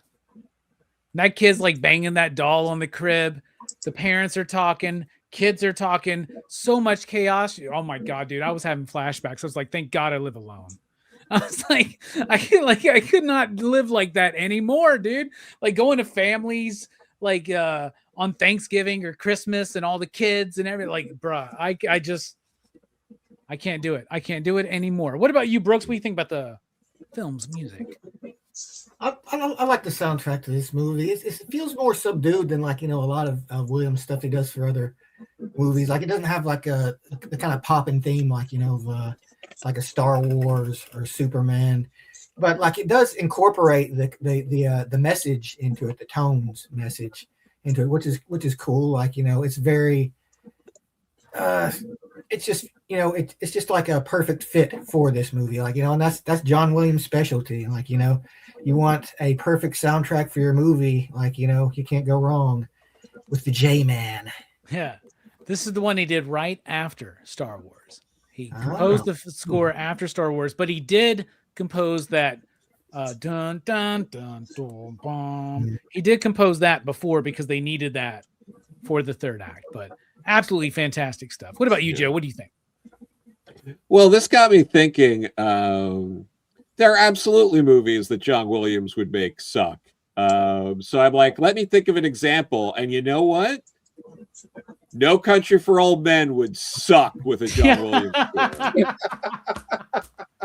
You ain't wrong. I don't know. It depends on what he would have done. He may have done something different for that. It's gonna be awesome, but it would have sucked. Well, like, any score any score on No Country for Old Men would suck. It can't have a score. Like, yeah, you're right.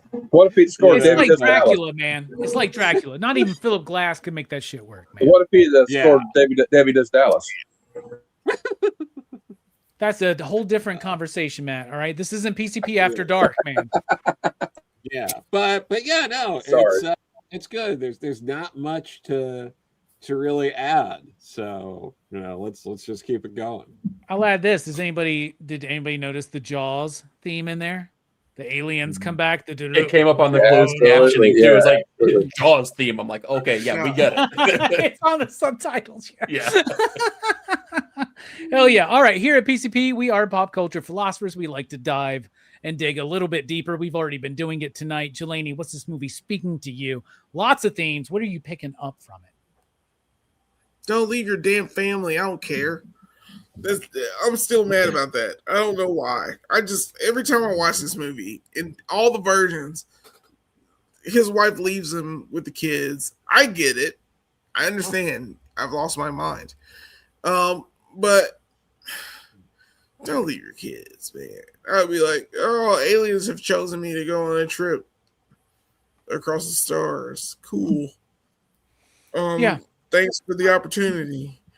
I dig what you're saying. We've had these conversations before, Jelani. Like I remember, like even at a time where I was like feeling that about this movie. Like I think when we were doing that podcast, like maybe 10 years ago. Oh God! I was thinking about it like differently. I was like, man, I never thought about the movie like this. But he like completely ditches his fucking family. Yeah. Right. Like and then like, but I always vibe with it before, and I vibe with it now, which is interesting because that's a valid point in the movie.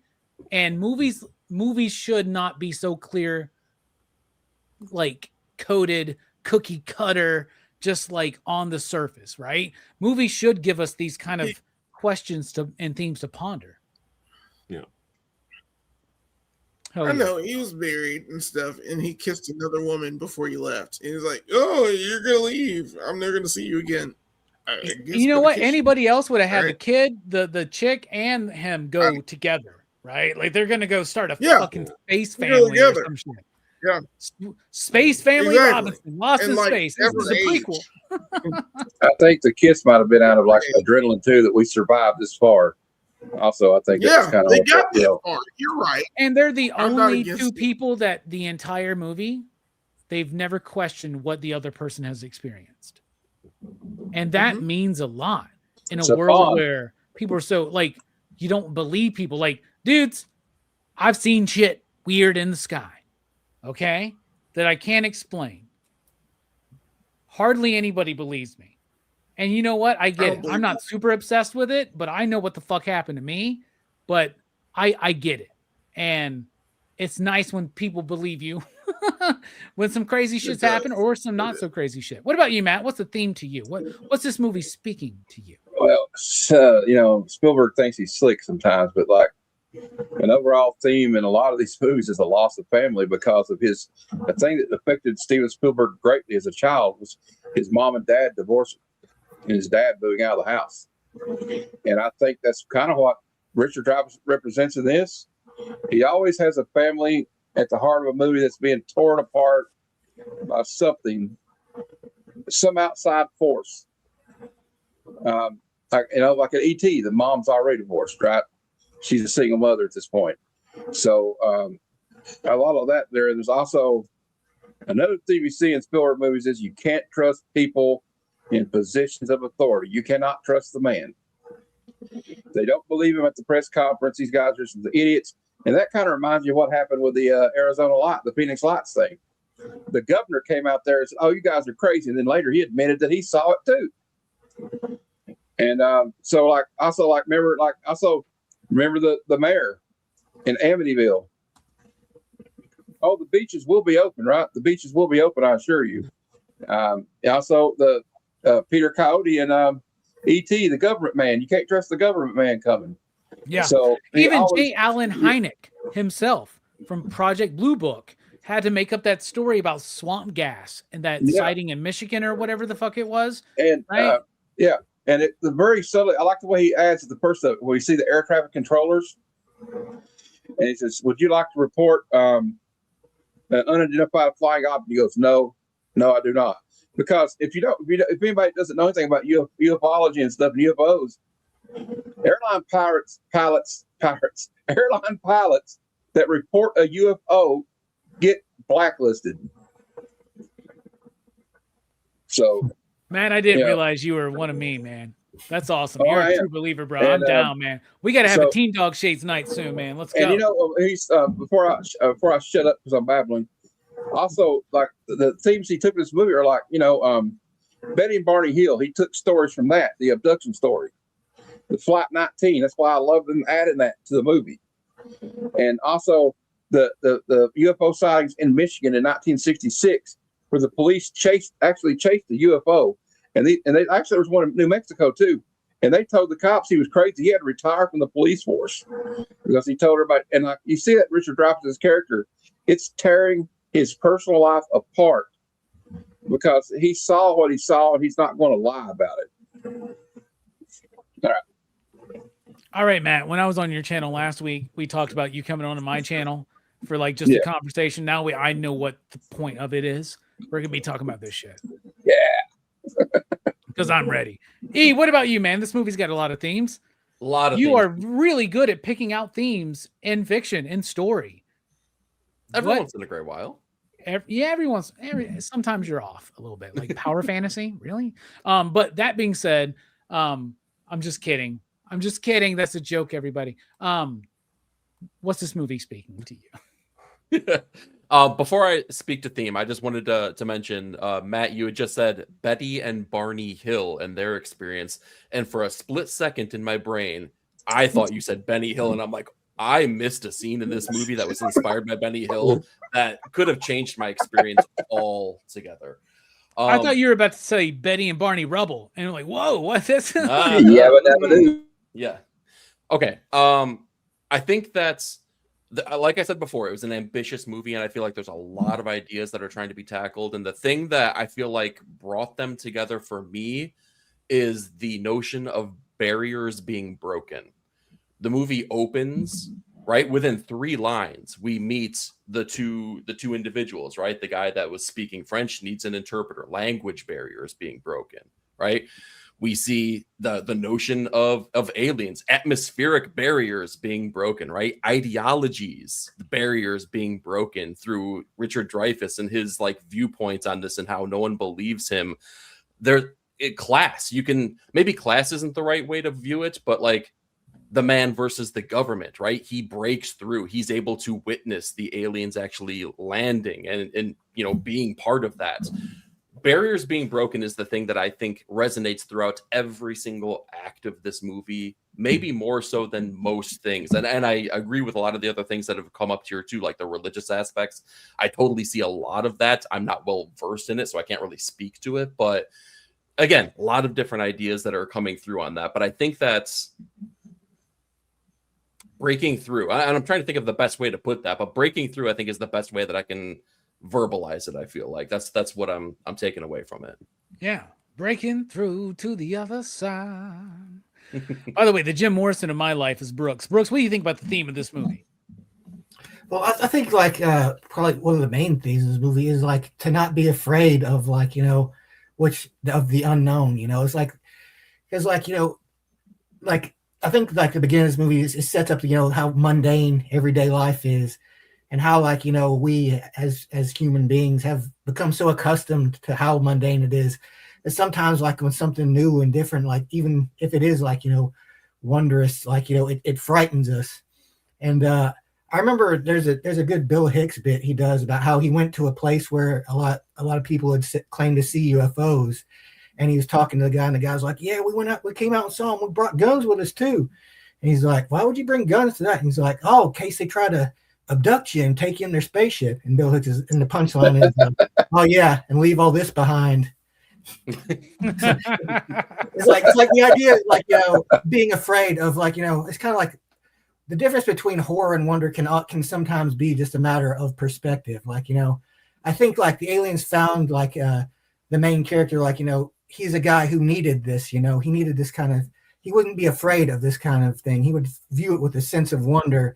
So he wouldn't be like, if they had found somebody else, like they would have been terrified. They would have run away.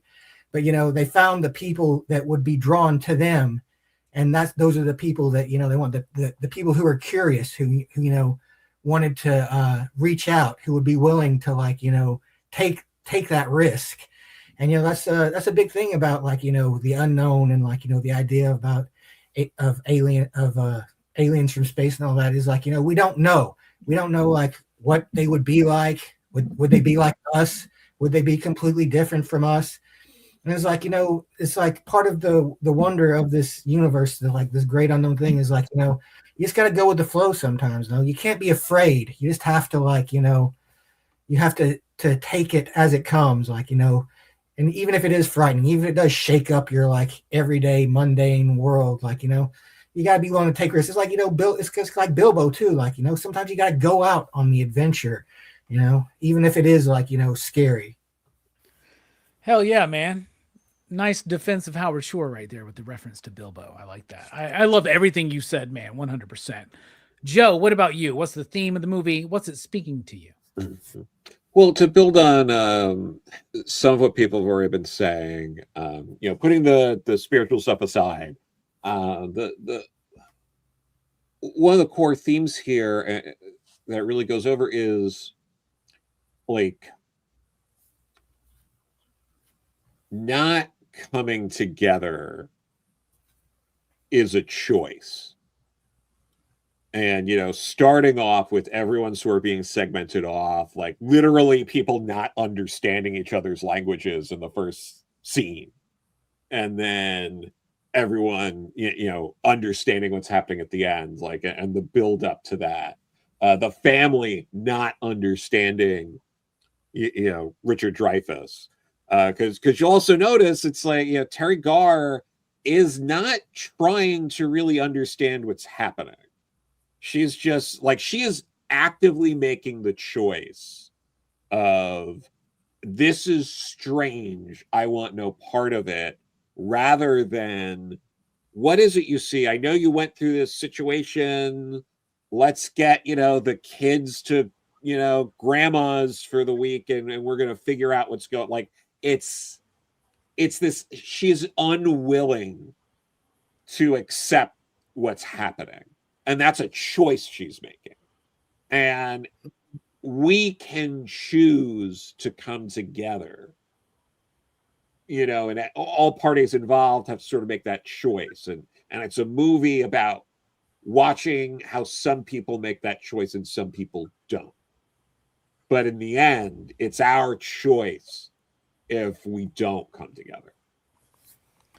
Nice. Very, very profoundly stated. I like that. Thank you. I got nothing to add except for just what everybody's already said. Communication's a big part of the film, right? It really, really is, right? And the idea of search for meaning, right? Search for purpose, a calling, obsession with said calling, or finding a purpose. Sometimes I think people get so wrapped up in a search for meaning, they miss the meaning in front of their eyes. Right. And there was a moment where me and other people Jelani and some other people, we would talk about what is this movie saying? Are you supposed to abandon your family for this or whatever? And then, man, Joe, you really I never thought even about communication, search for meaning, obsession, how that relates in a biblical sense, a spiritual sense, this. And this is the argument I would have made before. And now it just adds, I guess, an articulation for it. But the way that a religious experience would call someone to a higher purpose. I always felt that for this, because I'm this is talking about someone willingly going with this civilization to learn and trade information, right? That's a big fucking deal. Yeah. And they chose him. The military bring their own, the scientists, they bring their own people in there, right? And they don't get chosen. Yeah. It's Roy who gets chosen because he's called and he follows the call. Oh my God, dude. Right. And I have had this conversation with so many partners in my life that are no longer partners of mine, but like, good. Why, Robbie, do you have to do this?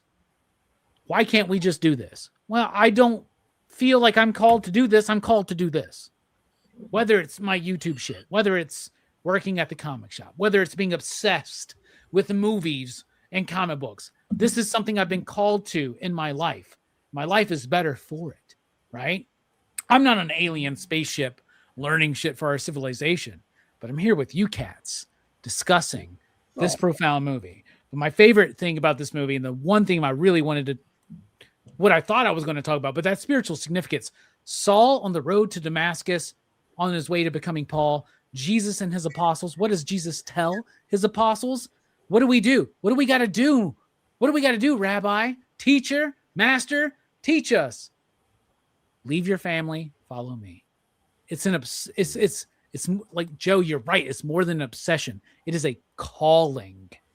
Yeah. The calling of your life supersedes anything that they think you should do, whether it's the government, whether it's familial structure, whatever the fuck. So never be ashamed for not being in the Spielberg mold. Get your ass to Wyoming. Family.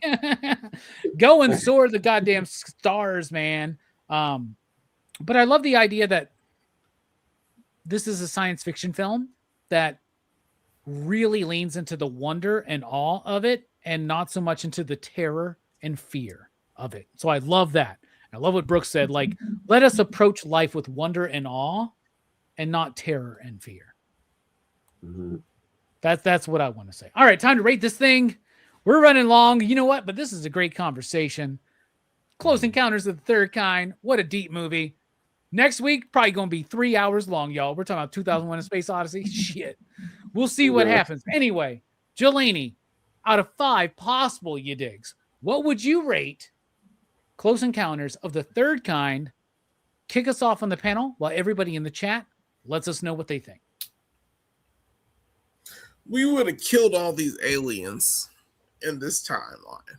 We'd have shot them all or gassed them, or we would have had some random shit to get them. We would have found the tones. Someone would have found the tones. That person would be killed to play the tones. And we get it. And then they come down and they're like, we're here to be cool. And we're like, got you. And they're all dead. And we take the ship and then we use the ship for parts or whatever. And then it happens the way it happens. Because this world is shit now. We live in a shit world. And we don't have the awe and wonder. I want the awe and wonder. I love the awe and wonder. But we don't have that now. We have shoot and ask questions later. Let God sort them out or whatever that is. It is what it is. But Spielberg had a dream after Jaws, and he got money for it. So I'm going to give him an impressive 5, because at the time this movie struck a lot of things. That we could have friendly aliens that could come down and talk to us, but we're too stupid to understand it, so we kill it. I think we kill it and take its technology. At this point, we wouldn't know what to do with it. We'd fuck it up somehow. We I don't know. We kill our Earth. I don't know. We're shit now. We're shit people now. I don't know what we do. I don't trust us. I really don't. I've lost all faith in humanity. But I still give this movie a 5 because John Williams is the shit. The visuals of this movie are the shit.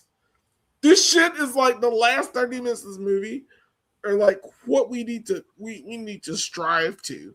Unfortunately, we live in a shit world, so we won't. So there's that. All right, 5 you digs, Jelani. Mm-hmm. Impressive.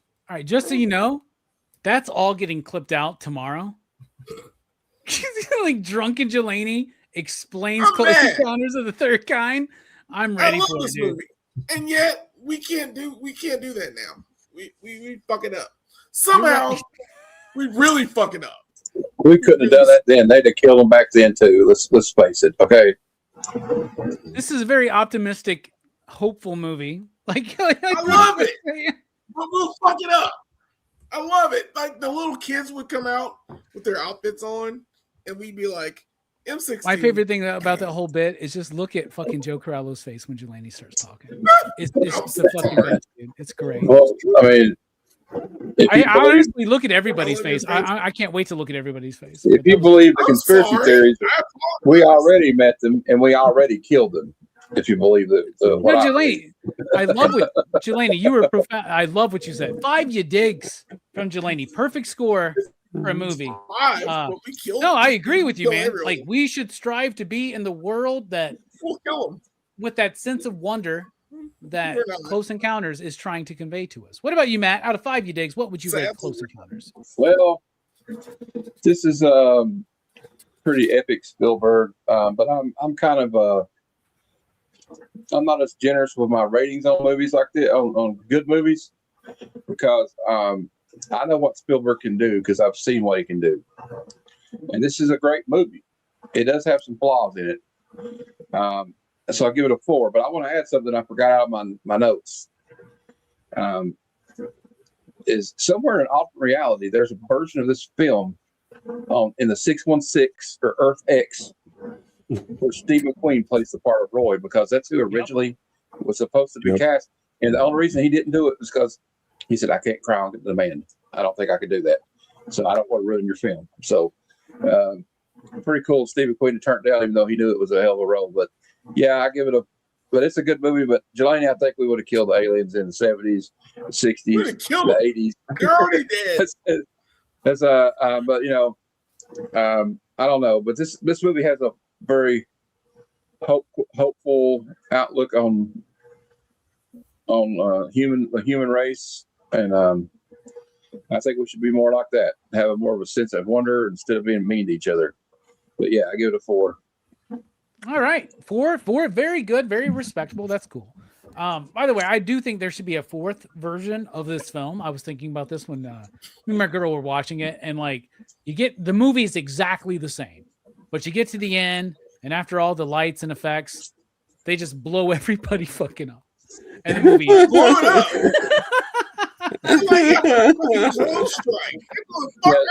NORAD just launched the missile at it. It's just done. So, all right, we got a 5 and a 4. What about you, E? First time watch. What would you rate this film? First time watch. I think this is a deeply important, deeply flawed movie, though. And I think my score is going to reflect that, because I have to say, through more of the runtime than not, I was kind of sitting there going, what are we doing? What are we doing, guys? I think that I think that this was a movie that Spielberg needed to make. It was like, this is the version of him walking so he could run in other movies. So I think that there's a level of importance that comes by way of that. But if I have to grade this movie just on the merits of all it is within itself, I think I would give this a 3.5. Okay. Fair enough. I knew I was going to be the voice of dissent in this panel. Stabbed in the side right now. Eric, fuck you. Yeah. 3.5. Okay. You know, a 3.5 like honestly, I was biting my lip when Matt said a 4. Honestly, but when a 2.5 is the average, a 3.5 is a respectable, watchable, good. No, I get it. I get it. It just they're still dead. You know, like Caesar needed to die. Let's be honest, right? But you know, I'm just saying, like, it still hurt. Okay, all right. It still hurts. I'm thinking Funhouse. For some reason, all I'm thinking is Funhouse right now. For some reason, Brooks, what about you? Out of 5 you digs, what would you rate Close Encounters of the Third Kind? Well, I like this movie a lot, but like, you know, when you think of Steven Spielberg movies, like, you know, I think of Jurassic Park, and you know, just having recently watched Jurassic Park, I wouldn't say this movie is quite on the same level as that movie. I think, you know, a lot of it has to do with, like, you know, the middle being a little bit slow, you know, the way it kind of has to shift gears a bit, kind of fucks up the pacing a little bit. I think it could be edited to be a little smoother and like a little more briskly paced. That being said, though, it is still like a great movie, and like I love the ending. Like it's got a really strong third act, and I think it really brings it back. I think so. I'd give it a 4.5. Not perfect, but still like it's a good movie. Like one of his best, I would say. 4.5. Okay, I'm feeling better. Guys. And Eric, I'm sorry. Not Funhouse, man. Very valid. This is not a Funhouse situation. It's really at not. all. We've been singing the praises of this movie and diving deep all show long. Yeah. We did not do that on Funhouse. We're gonna redo Funhouse one day. No, we're not. Never. Yeah, Not even. All right. What about you, Joe? Out of 5, you digs, what would you rate Close Encounters? Yeah, it's tough for me because like there's a lot to like. There are so many problems too. But and it is saying something. And it does a good job at that, but I mean, there are multiple long stretches that are just boring in this movie. That like that lose enough focus that I get like, what are we doing? Like it starts strong, it ends strong, and then it like loses you like 2 or 3 times in the middle. And I wish it didn't do that. For me, it's probably it might be a top 10 Spielberg, but it's definitely not a top 5. Like there's no way it's a top 5 Spielberg for me. So I'm gonna give this a 4. All right, a 4. All right, a 4. I honestly just wasn't expecting less than a 4 tonight, y'all. And I just like Eric kind of fucked me up, man. It kind of fucked me up. I agree with what everybody said, though. Honestly, I really, really do. Like everything we love about the movie, I agree with. Everything we don't necessarily like about the movie, I agree with. I don't like those things as well. Like I don't like how it slows up in the second act. I don't like how it kind of loses itself. I don't like how it takes too long to bring the stories together. Right? Yeah. But people could say that about 2001: A Space Odyssey. I don't know that's a story for next week. But there's something about this movie to me that is just so mesmerizing. And I can strive to be a fucking super critic here and like give the most objective view on a movie. Fuck that. If you rate movies objectively, get the fuck out of here. That's not what we're wanting. We want your experience. We want what you take out of the movie. And for me, it is a top 5 Spielberg film. Like, honestly, I think it's better than Raiders. I think it's better than any of the Indiana Jones movies. It is better right? than Raiders. Yeah, I mean, that's just me, though, right? Like, but I get it. Like, Jurassic Park is better than this movie. But at the same time, I don't think it is. Because Jurassic Park doesn't make me feel like I'm having a religious experience. Backing off of what Joe was saying, like, that is what it's... Joe, you really sold me. 5, you digs. 5. I'm going 5. It doesn't really deserve it objectively, but that's not what I'm here to do. I'm giving this movie a fucking 5 because Devil's Tower, that's Mount Sinai, the clouds. Bro, Joe, oh my God, the 10 Commandments. I feel like we got to do this movie again at some point because now I got a whole new way of thinking about this movie. It's a 5 you digs for me. So that's a 5 and a 5, a 4, a 4.5, and a 4, and a 3.5. That's a PCP average of 4.260 mashed potatoes. Sound good? Sounds good to me. Seems right. Yeah. All I needed was some gravy, man. The gravy would have sold me. I'd be like, gravy you pouring gravy on it? All right, thus concludes our movie review of Close Encounters of the Third Kind, but we're not done. SciFi Fest rolls on through over at One Collection Down, Friday night, 8 p.m. Central Time. They'll be talking about The Abyss. So go join them over there Friday night, 8 p.m. Central Time at One Collection Down, and then be back here as we start the concluding week of SciFi Fest 2026 with 2001: A Space Odyssey here on PCP Movie Night. That's next week, Monday night, 8 p.m. Central Time. That's your homework. Watch The Abyss, watch Fable Show, watch 2001, watch our show. Jelani, thank you so much for being here. Final thoughts. What you got coming up over at Go Figure Reviews? I love this movie. I really do. It was very impressive. It's always been impressive. It's the ship. The ship is the last 30 minutes of this movie. I'm just like, oh. Bro, I want that to be a light over my bed, dude. I want a light of the ship over my bed, dude. That's what I want, man. Bro, take me. Please take me. If you can take me, that'd be fantastic. Bring me back like 80 years from now, and let me see what it looks like 80 years from now. Although they'd shoot us. They can't come out. Yeah, they shoot us. But it'd be okay. But yeah, Brooks and I do this thing with Red Shadow. Red Shadow is a Preternia wolf man with a mask on. He's cool. We did a video on him, and we also did we did a video on Horse Catastrophe without Brooks.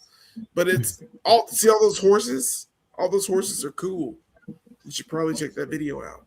That's all I'm gonna say.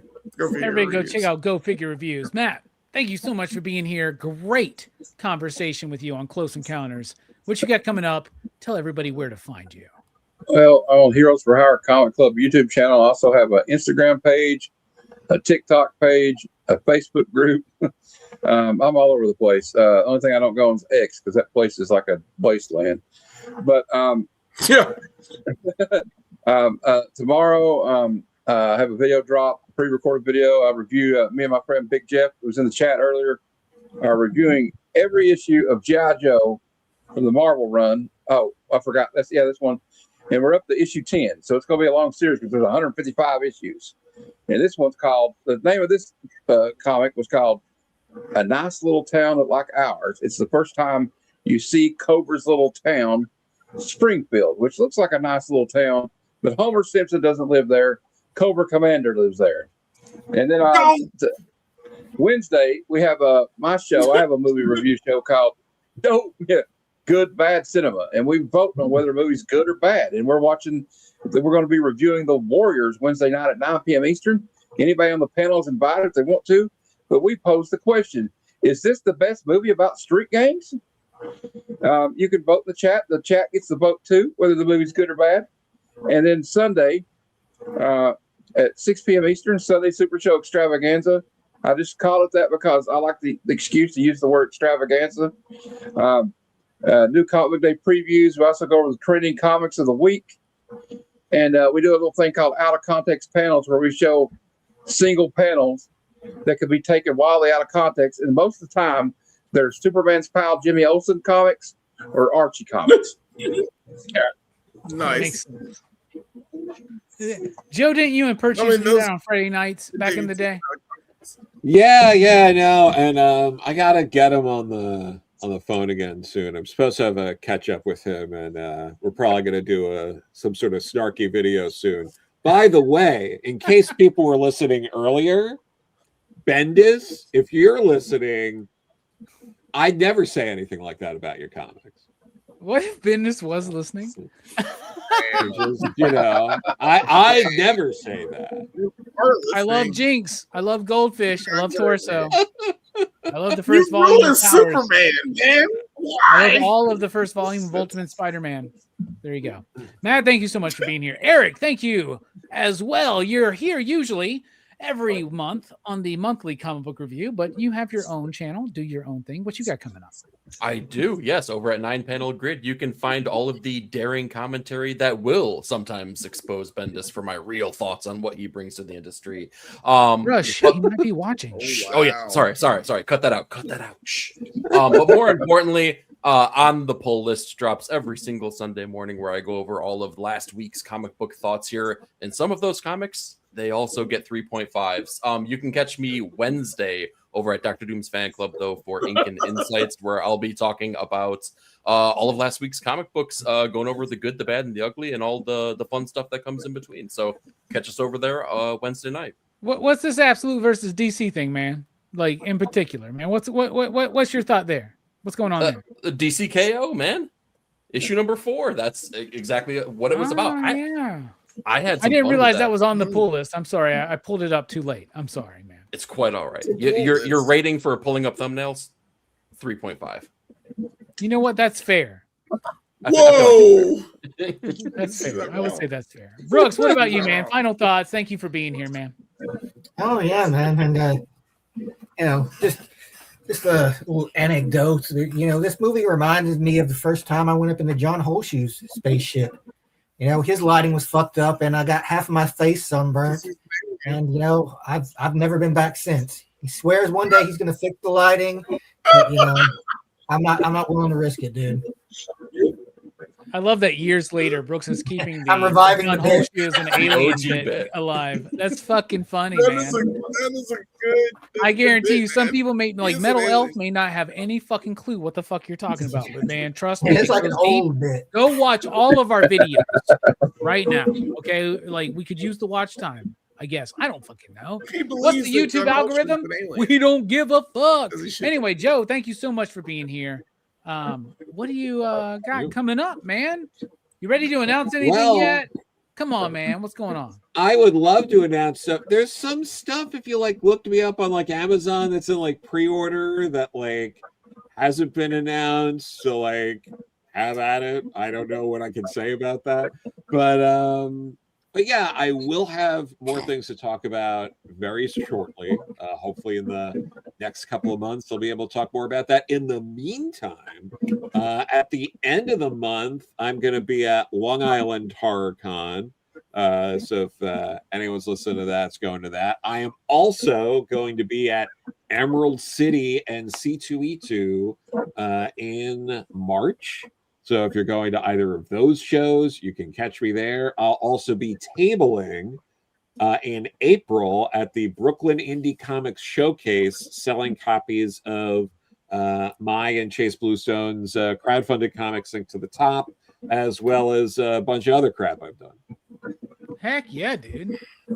Sounds like you got a busy bit coming up. No shows I'm going to be at, I noticed, by the way. Yeah, no, but I gotta figure out Heroes Con or some other stuff because yeah, I plan to be on a Heroes Con, man. Yeah, Heroes Con is always cool. I haven't been there in a couple of years. Yeah, so.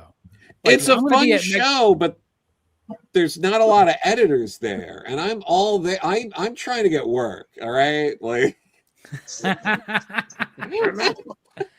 if I'm going to be spending money going somewhere, I better have a contractor coming, No, I understand 100%. But, for me, that's not even about the con. It's just about I get what you're saying. Yeah, it's about the community. Yeah, I'm being hyper. You know what I'm doing. It's fun. It's a bit. We never are hyperbolic here on the channel. Anyway, never. So, thank you all so much for checking out the video. We really do appreciate it. If you're watching on the rewind, let us know what you're thinking. Did you draw an alien there, man? Yeah, while we were doing the show, I drew the little alien. Good job. That's nice. Are you going to auction that off, man, for charity or something? Yeah. We'll watch your Heroes Con at the art auction. Hell yeah. Matt, you go to Heroes Con, right? Yeah. Oh yeah, my hotel is free booked. It's a Westin, sir. I haven't booked a hotel yet. I got to get on that shit, man. I like to just wing this shit, like Roy does in this movie. Just show up to Devil's Tower unannounced, see what the fuck happens. All right, SciFi Fest continues Friday night over at One Collection Down with The Abyss at 8 p.m. Central Time. Next week on Monday night, 2001: A Space Odyssey. And then on the horizon is March Madness. So expect some announcements soon. We're dipping out. We love you. My final thoughts are, they belong here more than we.